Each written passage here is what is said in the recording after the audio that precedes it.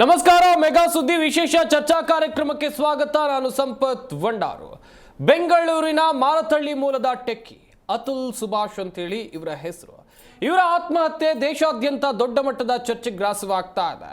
ಸಾಯೋಕ್ಕಿಂತ ಮುಂಚಿತವಾಗಿ ಮಾಡಿದ್ದಂಥ ವಿಡಿಯೋ ಹಾಗೇನೆ ಅವರು ಭಾವನಾತ್ಮಕವಾಗಿ ಬರೆದಿದ್ದಂಥ ಲೆಟರ್ ದೊಡ್ಡ ಮಟ್ಟದ ಸಂಚಲನಕ್ಕೆ ಕಾರಣವಾಗಿದೆ. ದೇಶಾದ್ಯಂತ ಇದೇ ಟೆಕ್ಕಿಯ ವಿಚಾರದ ಸಾವಿನ ಕುರಿತಾಗಿ ದೊಡ್ಡ ಮಟ್ಟದಲ್ಲಿ ಚರ್ಚೆಯಾಗಿದೆ. ಕೌಟುಂಬಿಕ ಕಲಹ ಈ ಮಟ್ಟಕ್ಕೂ ಕೂಡ ಹೋಗುತ್ತಾ ಎನ್ನುವಂಥದ್ದಾಗಿ ಒಂದಷ್ಟು ಜನ ಅಭಿಪ್ರಾಯವನ್ನ ವ್ಯಕ್ತಪಡಿಸ್ತಾ ಇದ್ದಾರೆ. ಹಾಗಾದ್ರೆ ಸುಭಾಷ್ ಆತ್ಮಹತ್ಯೆ ಹಿಂದಿದ್ದ ನಿಜವಾದ ಕಾರಣಗಳು ಏನು? ಯಾತಕ್ಕಾಗಿ ಅತುಲ್ ಸುಭಾಷ್ ಆತ್ಮಹತ್ಯೆಯನ್ನ ಮಾಡಿಕೊಂಡ್ರು? ಆತನ ಹೆಂಡತಿ ಆತನಿಗೆ ಅಷ್ಟೆಲ್ಲ ಟಾರ್ಚರ್ಗಳನ್ನ ಕೊಡ್ತಾ ಇದ್ರ ಎನ್ನುವಂಥ ವಿಚಾರದ ಕುರಿತು ನಾವು ನಿಮಗೆ ಮಾಹಿತಿಯನ್ನ ಕೊಡ್ತಾ ಹೋಗ್ತೀವಿ. ಇದೇ ನಮ್ಮ ಚರ್ಚಾ ವಿಷಯ. ಸುಭಾಷ್ ಸುಸೈಡ್, ಆ ಆಕ್ಷನ್ ಪುರುಷರಿಗೆ ಶಾಪ.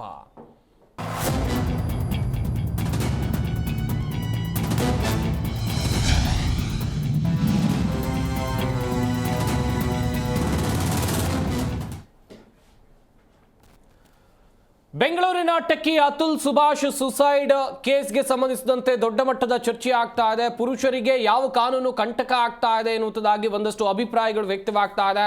ಸುಪ್ರೀಂ ಕೋರ್ಟ್ ಕೂಡ ಈ ಸುಸೈಡ್ ಕೇಸ್ ಬಗ್ಗೆ ಕಳವಳವನ್ನ ವ್ಯಕ್ತಪಡಿಸಿದೆ. ಸುದೀರ್ಘವಾಗಿ 24 ಪುಟಗಳ ಡೆತ್ ನೋಟ್ ಅನ್ನ ಬರೆದಿಟ್ಟು ಆತ ಆತ್ಮಹತ್ಯೆಯನ್ನ ಮಾಡಿಕೊಂಡಿದ್ದಾರೆ. ಇದೇ ವಿಚಾರದ ಕುರಿತಂತೆ ನಾಗರಿಕ ಪರ ಹೋರಾಟಗಾರರಾಗಿರುವಂತಹ ಕುಮಾರ್ ಅವರು ಮಾತನಾಡಿದ್ದಾರೆ. ಅವರು ಏನ್ ಹೇಳಿದ್ದಾರೆ ಬನ್ನಿ ನೋಡೋಣ. ತುಂಬಾ ಅನ್ಯಾಯವಾಗಿ ಕಾಣಿಸ್ತಾ ಇದೆ ಮೇಲ್ನೋಟಕ್ಕೆ. ಯಾಕೆಂದರೆ ಆ ಹುಡುಗ ಫುಲ್ ಫ್ಯೂಚರ್ ಇತ್ತು, ಬರೀ 34 ವರ್ಷ. ಅವ್ರ ಹೆಂಡತಿ ಕಾಟದಿಂದ 9 ಕೇಸ್ ಹಾಕಿದ್ದಾರೆ, 5 ಕ್ರಿಮಿನಲ್ ಕೇಸ್ ಇದೆ ಇದರಲ್ಲಿ. ಅದರಲ್ಲಿ 3 ಕೋಟಿ ಸೆಟಲ್ಮೆಂಟ್ಗೆ ಏನೋ ಫೋರ್ಸ್ ಮಾಡಿದ್ದಾರೆ. ಆ case Uttar Pradesh every month ಒಂದು 5-6 ಸಾರಿ ಉತ್ತರ ಪ್ರದೇಶಕ್ಕೆ ಹೋಗೋದು ಬರೋದು. ಒಂದು ಎರಡನೇದು ತಿಂಗಳಿಗೆ 40,000-50,000 ರೂಪಾಯಿ ಮೇಂಟೆನೆನ್ಸು. ಆಮೇಲೆ ಮಗುನೂ ತೋರಿಸ್ತಾ ಇಲ್ಲ, ಅವರು ಕೊಡ್ತಾಯಿದ್ರು. ಅದು ಆಫೀಸ್ ಪ್ರೆಷರ್ ಇರುತ್ತೆ, ಎಲ್ಲ ಸೇರಿಕೊಂಡು ಪಾಪ ಎತ್ತಾಕಿದೆ. ಆ್ಯಂಡ್ ಆಲ್ಸೋ ಅವರು ಪಾಪ ತುಂಬಾ ನೊಂದು ಆಗಿದೆ, ಆತ್ಮಹತ್ಯೆಗೆ ಒಳಪಡಿದ್ದಾರೆ. ಇದು ನಮಗೆ ತುಂಬ ಬೇಜಾರಾಗ್ತಾ ಇದೆ. ಅದಕ್ಕೆ ನಾವು ಇದು ನ್ಯಾಷನಲ್ ಲೆವೆಲ್ ಹೋರಾಟ ಮಾಡ್ತಾ ಇದ್ದೀವಿ. ಪುರುಷರು ಮನುಷ್ಯರೇ, ಅದಕ್ಕೆ ಕಾನೂನುಗಳೆಲ್ಲ ಬರೀ ಒಂದು ಕಡೆನೇ ಇದೆ, ಬರೀ ಹೆಣ್ಮಕ್ಳಿಗೆ ನೆರವಾಗ್ತಾ ಇದೆ. ಆಗಲಿ, ಬಟ್ ನಮ್ಗೆ ಇಬ್ಬರಿಗೂ ಈಕ್ವಲ್ ಆಗಿಟ್ಟೇ ಇರಬೇಕು. ಬಿಕಾಸ್ ಕಾನ್ಸ್ಟಿಟ್ಯೂಷನ್ ಹೇಳ್ತಾ ಇದೆ ಈಕ್ವಾಲಿಟಿ ಆಫ್ ಜೆಂಡರ್ ಅಂತ. ಇದು ಆ್ಯಕ್ಚುಲ್ ಆಗಿ ನೋಡಿದ್ರೆ ಪ್ರಾಕ್ಟಿಕಲ್ ಆಗಿ ಇವಾಗ domestic violence act protection of women ಅಂತಾರೆ. ಡೌರಿ ಕೇಸ್ನಲ್ಲಿ ಎಲ್ಲರೂ ಗೊತ್ತಿರೋಂಗೆ ಮಿಸ್ಯೂಸ್ ಆಗ್ತಾ ಇದೆ. ಸುಪ್ರೀಂ ಕೋರ್ಟು ಪದೇ ಹೇಳ್ತಾ ಇದೆ ಇದು ತುಂಬ ಮಿಸ್ಯೂಸ್ ಆಗ್ತಾ ಇದೆ ಅಂತ. ಆಮೇಲೆ ತನ್ನ ಮಕ್ಕಳನ್ನ ನೋಡೋಕ್ಕೆ ದುಡ್ಡು ಕೊಟ್ಟರೆ ತೋರಿಸ್ತೀವಿ ಅಂದ್ರೆ ಅದೇನೇ ನ್ಯಾಯ ಆಯಿತು ಅಂಥದ್ದು ಆಗ್ತಾ ಇದೆ. ಅದು ನೀವು ಎಲ್ಲ ಇನ್ನೊಂದು ಪ್ರಾಬ್ಲಮ್ ಏನಾಗಿದೆ ಅಂದರೆ 1,28,000 ಮ್ಯಾರಿಡ್ ಮೆನ್ ಲಾಸ್ಟ್ ಇಯರ್ ಇಂಥ ಸುಸೈಡ್ಗೆ ಆಗಿದ್ದಾರೆ ಇಡೀ ದೇಶದಲ್ಲಿ. 48,000 ವುಮೆನ್. ಸೊ ಇದೇ 1:3 ರೇಷಿಯೋ ಇದೆ. ಇದೇ ಆಗ್ತಾ ಇದೆ, ಕತೆ ಏನೇ ಆಗ್ತಾ ಇದೆ ಅಂತ. ಸೊ ನೊಂದ ಪುರುಷರಿಗೆ ಒಂದು ಪರಿಹಾರ ಬೇಕು. ಅದಕ್ಕೆ ನಾವು ಒಂದು ನ್ಯಾಷನಲ್ ಕಮಿಷನ್ ಫಾರ್ ಮೆನ್ ಅಂತ ಶುರು ಮಾಡಬೇಕು ಸರ್ಕಾರದ ಪರದಿಂದ ಅಂತ ನಾವು ಹೋರಾಟ ಮಾಡ್ತಾ ಇದ್ದೀವಿ. ಇದನ್ನು ಇಮಿಡಿಯೇಟ್ ಆಗಿ ತಗೋಬೇಕು. ಆಮೇಲೆ ಮಕ್ಕಳನ್ನ ವಿಜಿಟೇಷನ್ ರೈಟ್ಸ್, ಶೇರ್ಡ್ ಪೇರೆಂಟಿಂಗ್ ಮಾಡಬೇಕು, ಸಮ ಹಕ್ಕು ಇರಬೇಕು. ಆಮೇಲೆ ಯಾರು ಸುಳ್ಳು ಕೇಸ್ ಆಗ್ತಾರೋ ಅವ್ರಿಗೆ ಪನಿಷ್ಮೆಂಟ್ ಕೊಡಬೇಕು. ಇಂಥದ್ದೆಲ್ಲ ಬಂದ್ರೇ ಇದು ಸೇವ್ ಆಗೋದು. ಇಲ್ಲಾಂದರೆ ತುಂಬ ಎಸ್ಪೆಷಲಿ ಎಜುಕೇಟೆಡ್ ಕ್ಲಾಸ್ ಸಾಫ್ಟ್ವೇರ್ ಅವರು ಸುಸೈಡ್ಗೆ ಹೊರಪಡ್ತಾ ಇದ್ದಾರೆ. ನಾವು ನಮ್ಗೆ ಬೆಸ್ಟ್ ಮಾಡ್ತಾ ಇದ್ದೀವಿ, ಎಷ್ಟು ಮಾಡಿದ್ರೂ ಇನ್ನೂ ಸಾಲದು. ಬಿಕಾಸ್ ಸರ್ಕಾರದಿಂದ ಸಿಸ್ಟಮ್ನಿಂದ ನಮಗೇನಿಲ್ಲ. Society mind set against men ಇದೆ. ಹೆಣ್ಮಕ್ಳು ಹಂಗೆ ಮಾಡೋದೇ ಇಲ್ಲ, ಗಂಡ್ಮಕ್ಳದ್ದೇ ತಪ್ಪಿರುತ್ತೆ ಅಂತ. ಇದು ತುಂಬ ಅನ್ಯಾಯ ಆಗ್ತಾ ಇದೆ. ಇದನ್ನೆಲ್ಲ ಸ್ಟಾಪ್ ಮಾಡಬೇಕು ಅಂತ ನಾವು ಹೋರಾಟ ಮಾಡ್ತಾ ಇದ್ದೀವಿ. ಗಮನಿಸಿದ್ರಿ, ಬೆಂಗಳೂರಿನ ಟೆಕ್ಕಿ ಅತುಲ್ ಸುಭಾಷ್ ಸುಸೈಡ್ ಕೇಸ್ಗೆ ಸಂಬಂಧಿಸಿದಂತೆ ಒಂದಷ್ಟು ಅಭಿಪ್ರಾಯಗಳು ವ್ಯಕ್ತವಾಗ್ತಾ ಇದೆ. ಕಾನೂನಿನ ದುರ್ಬಳಕೆ ಆಗ್ತಾ ಇದೆಯಾ ಎನ್ನುವಂಥದ್ದಾಗಿ ದೊಡ್ಡ ಮಟ್ಟದ ಚರ್ಚೆ ಆಗ್ತಾ ಇರುವಂಥದ್ದು. ಅಷ್ಟೇ ಅಲ್ಲದೆ ಅತುಲ್ ಸುಭಾಷ್ ಸಾಯುವ ಸಂದರ್ಭದಲ್ಲಿ, ಸುಸೈಡ್ ಮಾಡಿಕೊಳ್ಳುವಂಥ ಸಂದರ್ಭದಲ್ಲಿ ಸಾಕಷ್ಟು ವಿಚಾರಗಳ ಕುರಿತು ಉಲ್ಲೇಖ ಮಾಡಿದ್ದಾರೆ. ದೇಶಾದ್ಯಂತ ಚರ್ಚೆ ಆಗ್ತಾ ಇದೆ ಇದೇ ವಿಚಾರ ಎನ್ನುವಂಥದ್ದಾಗಿ ನಾನು ನಿಮ್ಮ ಮುಂದೆ ಹೇಳ್ತಾ ಇದ್ದೆ ಆಗಲೇ. ಇದೇ ವಿಚಾರದ ಕುರಿತು ನಾನು ನಿಮಗೆ ಮಾಹಿತಿಯನ್ನು ಕೊಡ್ತಾ ಹೋಗ್ತೀವಿ. ನಮ್ಮ ಸ್ಟುಡಿಯೋದಲ್ಲಿ ಅತಿಥಿಗಳು ಕೂಡ ಜಾಯ್ನ್ ಆಗಿದ್ದಾರೆ. ಮೊದಲನೇದಾಗಿ ಹೈಕೋರ್ಟ್ ವಕೀಲರಾಗಿರುವಂಥ ಮಂಜುಳಾ ಮುನವಳ್ಳಿ ಅವರು ನಮ್ಮ ಈ ಕಾರ್ಯಕ್ರಮದಲ್ಲಿ ಜಾಯ್ನ್ ಆಗಿದ್ದಾರೆ. ಮೇಡಮ್ ನಮಸ್ಕಾರ, ಕಾರ್ಯಕ್ರಮಕ್ಕೆ ಸ್ವಾಗತ. ಹಾಗೆಯೇ ಬಿ ಸೇಫ್ ವುಮೆನ್ ಅಂಬಾಸಿಡರ್ ಸಂಸ್ಥೆಯ ಸತ್ಯವಾಣಿ ಶ್ರೀಧರ್ ಅವರು ಕೂಡ ನಮ್ಮ ಈ ಕಾರ್ಯಕ್ರಮದಲ್ಲಿದ್ದಾರೆ. ಮೇಡಮ್ ನಮಸ್ಕಾರ, ಕಾರ್ಯಕ್ರಮಕ್ಕೆ ಸ್ವಾಗತ. ಹೈಕೋರ್ಟ್ ವಕೀಲರಾಗಿರುವಂಥ RLN ಮೂರ್ತಿ ಅವರು ಕೂಡ ನಮ್ಮ ಈ ಕಾರ್ಯಕ್ರಮದಲ್ಲಿದ್ದಾರೆ. ಸರ್ ನಮಸ್ಕಾರ, ಕಾರ್ಯಕ್ರಮಕ್ಕೆ ಸ್ವಾಗತ. ಸರ್ ನಿಮ್ಮಿಂದಲೇ ಆರಂಭಿಸ್ತೀನಿ. ಈ ಪ್ರಕರಣದ ಬಗ್ಗೆ ನಿಮಗೂ ಕೂಡ ಗೊತ್ತಿದೆ ಅನ್ಕೊಳ್ತೀನಿ. ದೇಶಾದ್ಯಂತ ದೊಡ್ಡ ಮಟ್ಟದ ಚರ್ಚೆಗೆ ಗ್ರಾಸವಾಗಿರುವಂಥ ವಿಚಾರ ಅಂತ ಹೇಳಿದ್ರೆ ಈ ಟೆಕ್ಕಿಯ ಸುಸೈಡ್. ಈ ಸುಸೈಡ್ ಅಥವಾ ಈಗ ಆಗ್ತಾ ಇರುವಂಥ ಬೆಳವಣಿಗೆಗಳನ್ನು ನೋಡಿದಂಥ ಸಂದರ್ಭದಲ್ಲಿ ನಿಮ್ಗೆ ಏನು ಅನಿಸ್ತಾ ಇದೆ ಸರ್? ನೋಡಿ ಸರ್, ಇಲ್ಲಿ ಏನಾಗಿದೆ, ಸುಸೈಡ್ ಅನ್ನೋದು ಎರಡು ರೀತಿ ಬರ್ತದೆ. ಓಕೆ, ಒಂದು ಅವರು ಏನೋ ಅವ್ರಿಗೆ ವೈಯಕ್ತಿಕವಾಗಿ ಅವರು ಯಾರದೇ ಒಂದು ಒತ್ತಡ ಇಲ್ಲದೇನೆ ಅಥವಾ ಅವ್ರಿಗೇನೋ ಜೀವನದಲ್ಲಿ ಬೇಜಾರಾಗಿ ಯಾವುದೋ ಒತ್ತಡಕ್ಕೆ ಅವರೇ ವೈಯಕ್ತಿಕವಾಗಿ ಸಿಲುಕೊಂಡು ಬೇರೆಯವರ ಪ್ರಚೋದನೆ ಇಲ್ಲದೇನೆ ಅವ್ರು ಸುಸೈಡ್ ಮಾಡ್ಕೊತಾರೆ. ಒಂದು ಇದರಲ್ಲಿ. ಎರಡನೇದಾಗಿ ಏನಾಗುತ್ತೆ ಅಂದರೆ ಬೇರೆಯವರು ಪ್ರಚೋದನೆ ಮಾಡ್ತಾರೆ, ಅಂದರೆ ಏನು ಪ್ರೊವೋಕ್ ಮಾಡ್ತಾರೆ, ಆತ್ಮಹತ್ಯೆ ಮಾಡ್ಕೊಳೋ ಥರ ಅವ್ರಿಗೆ ಮಾನಸಿಕವಾಗಿ ಅಥವಾ ದೈಹಿಕವಾಗೂ ಸಹ ಕಿರುಕುಳ ಕೊಡ್ತಾರೆ. ಅದರಲ್ಲಿ ಸುಸೈಡ್ ಮಾಡ್ಕೊತಾರೆ, ಅದು ಇದೆ.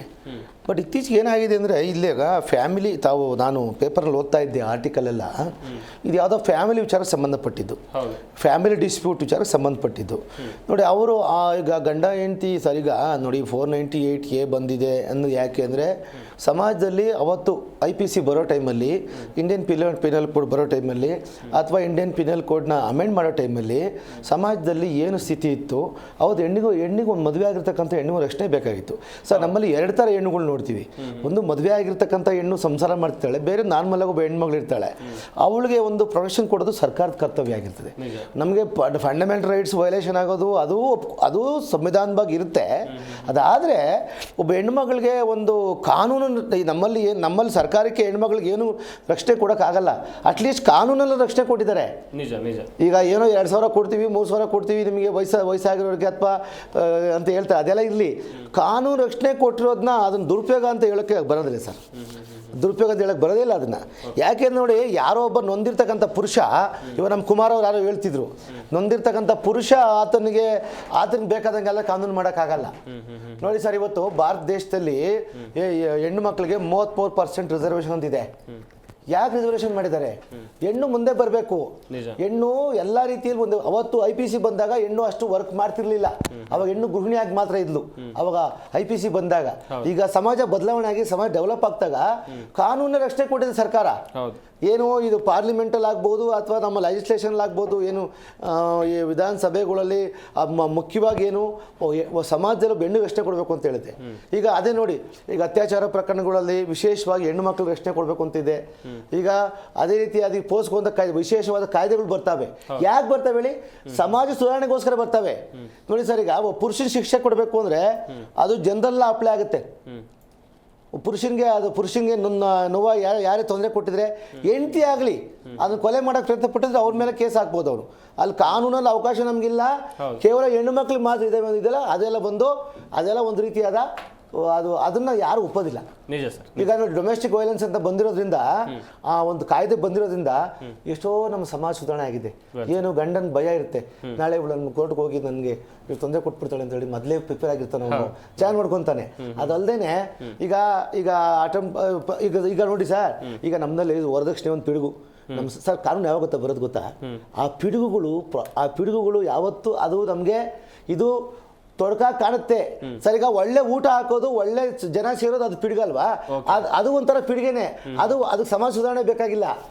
ಇದು ಪಿಡುಗಿದೆಯಲ್ಲ, ಇದು ವರದಕ್ಷಿಣೆಯನ್ನು ಒಂದು ಭೂತದ ಪಿಡುಗನ್ನ ಹೋಗಲಾಡಿಸ್ಲಿಕ್ಕೋಸ್ಕರ ಅದು ಕಾನೂನಲ್ಲಿ ಕಂಟ್ರೋಲ್ ತರಬೇಕು ಅಂತೇಳಿ ಈ 498 ಏನು ಗಂಡನ ಕಡೆ ಅವರು ಸಂಬಂಧಿಕರು ಗಂಡ ಕೊಡೋ ತೊಂದರೆ ಅಂತೇಳಿ ಅದು ಅಮೆಂಡ್ಮೆಂಟ್ ಆಯಿತು.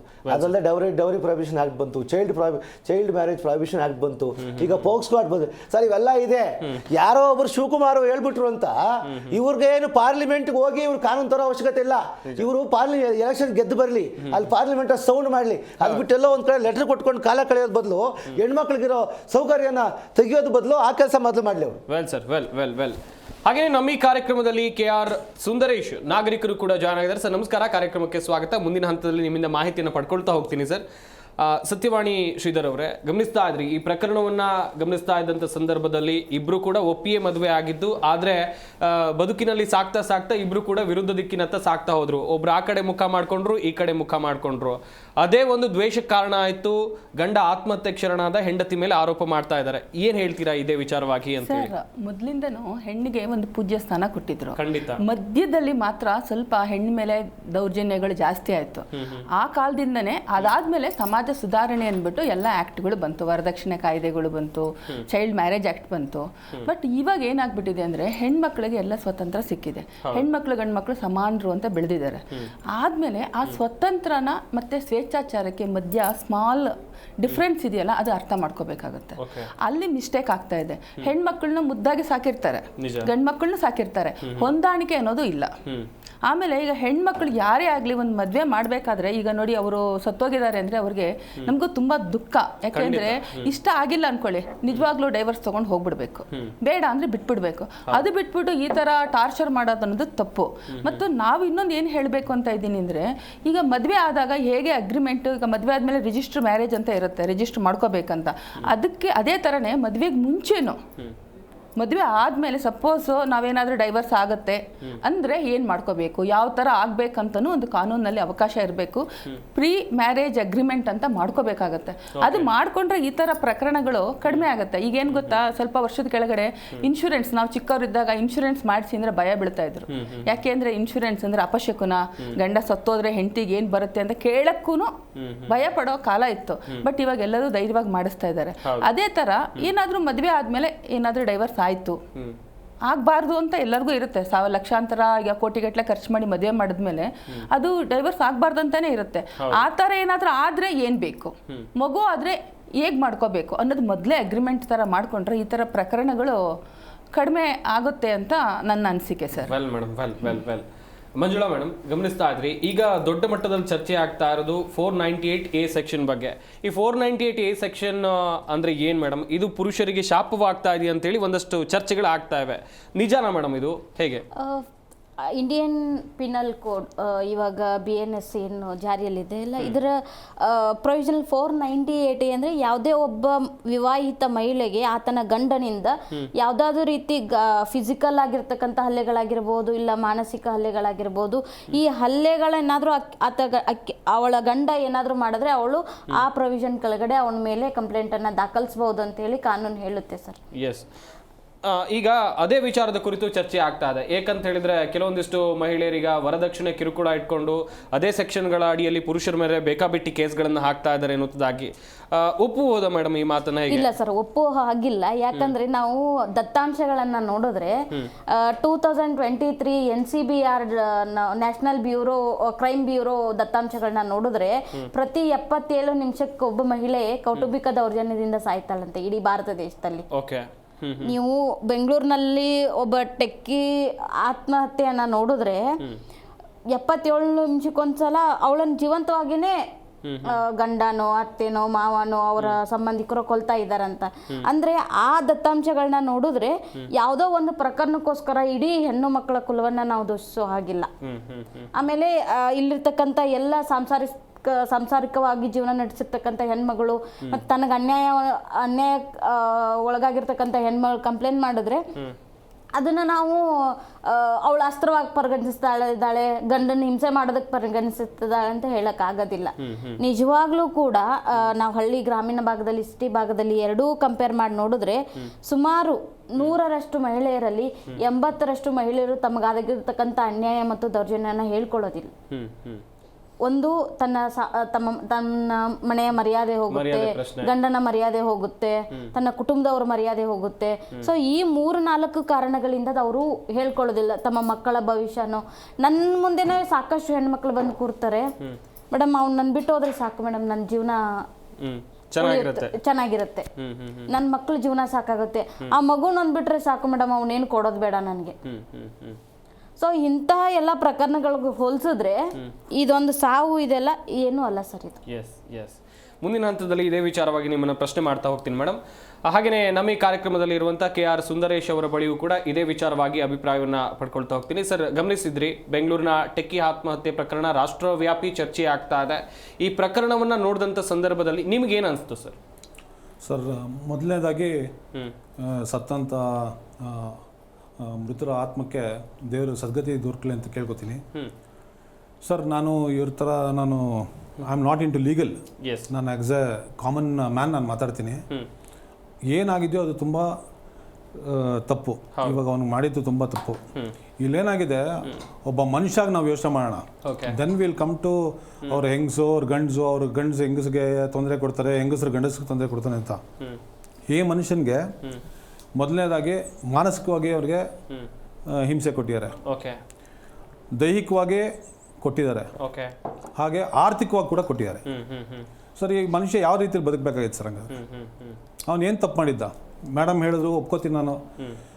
ಹಳ್ಳಿಗಳ ಕಡೆ ಮತ್ತು ಸಿಟಿಗಳ ಕಡೆ ಕಂಪೇರ್ ಮಾಡಿದ್ರೆ ನನ್ನ ಪ್ರಕಾರ ಹಳ್ಳಿಗಳ ಕಡೆನೇ ಆ್ಯಕ್ಚುಲಿ ಶೋಷಣೆ ಕಡಿಮೆ ಇದೆ ಅಂತ ನನಗನ್ಸುತ್ತೆ.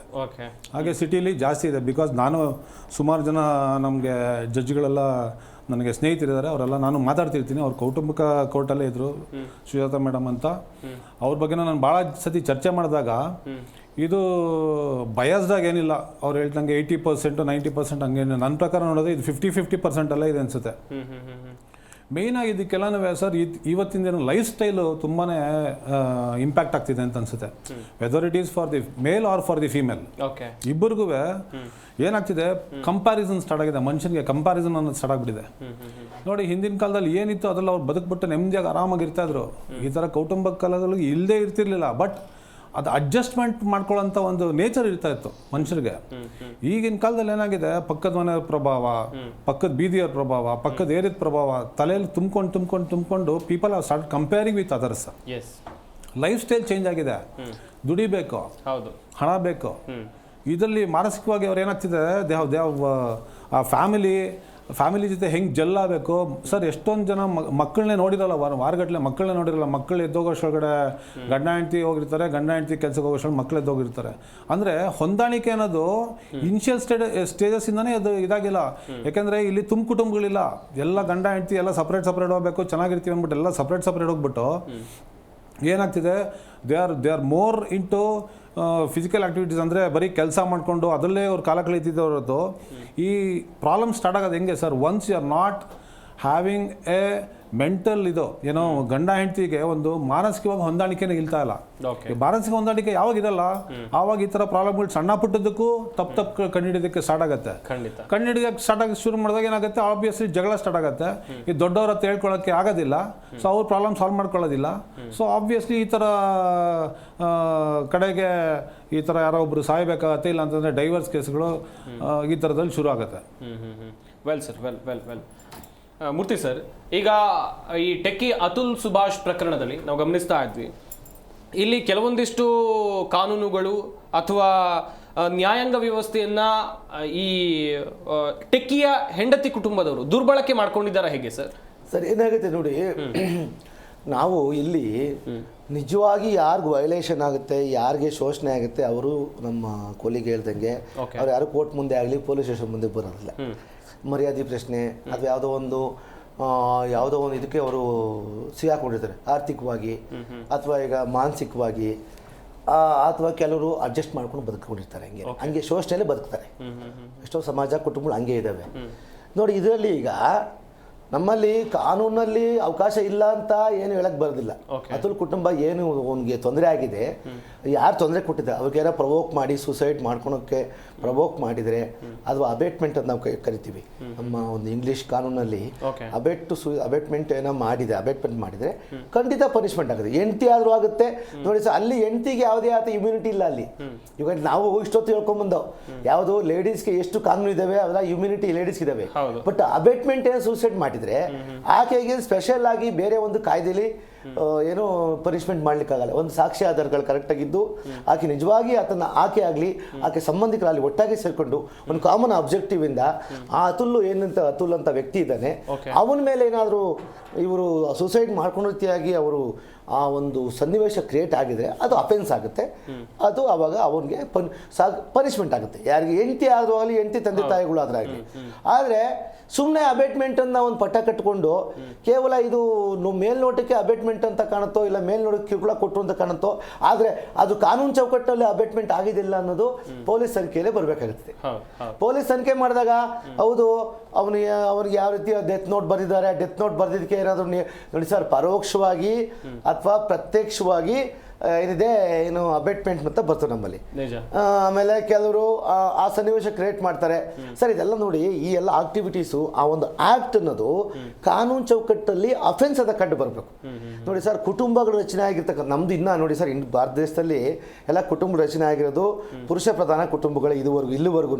ಅದೆಲ್ಲರೂ ಪಾರ್ಲಿಮೆಂಟಲ್ಲಿ ಹೇಳ್ತೀರಾ, ಸೆಕ್ಷನ್ ಈಕ್ವಲ್ ಅಂತ ಹೇಳ್ತೀರಾ. ಎಲ್ಲಿದೆ ಈಕ್ವಾಲಿಟಿ? ಎಲ್ಲಿ ಜಾರಿಗೆ ಬಂದಿದೆ? ಎಲ್ಲಿ ಜಾರಿಗೆ ಬಂದಿದೆ? ಇನ್ನ ಅದು ಚರ್ಚೆಲಿದೆ. ನಿಜ. ಈಕ್ವಾಲಿಟಿ ಚರ್ಚೆಲಿದೆ.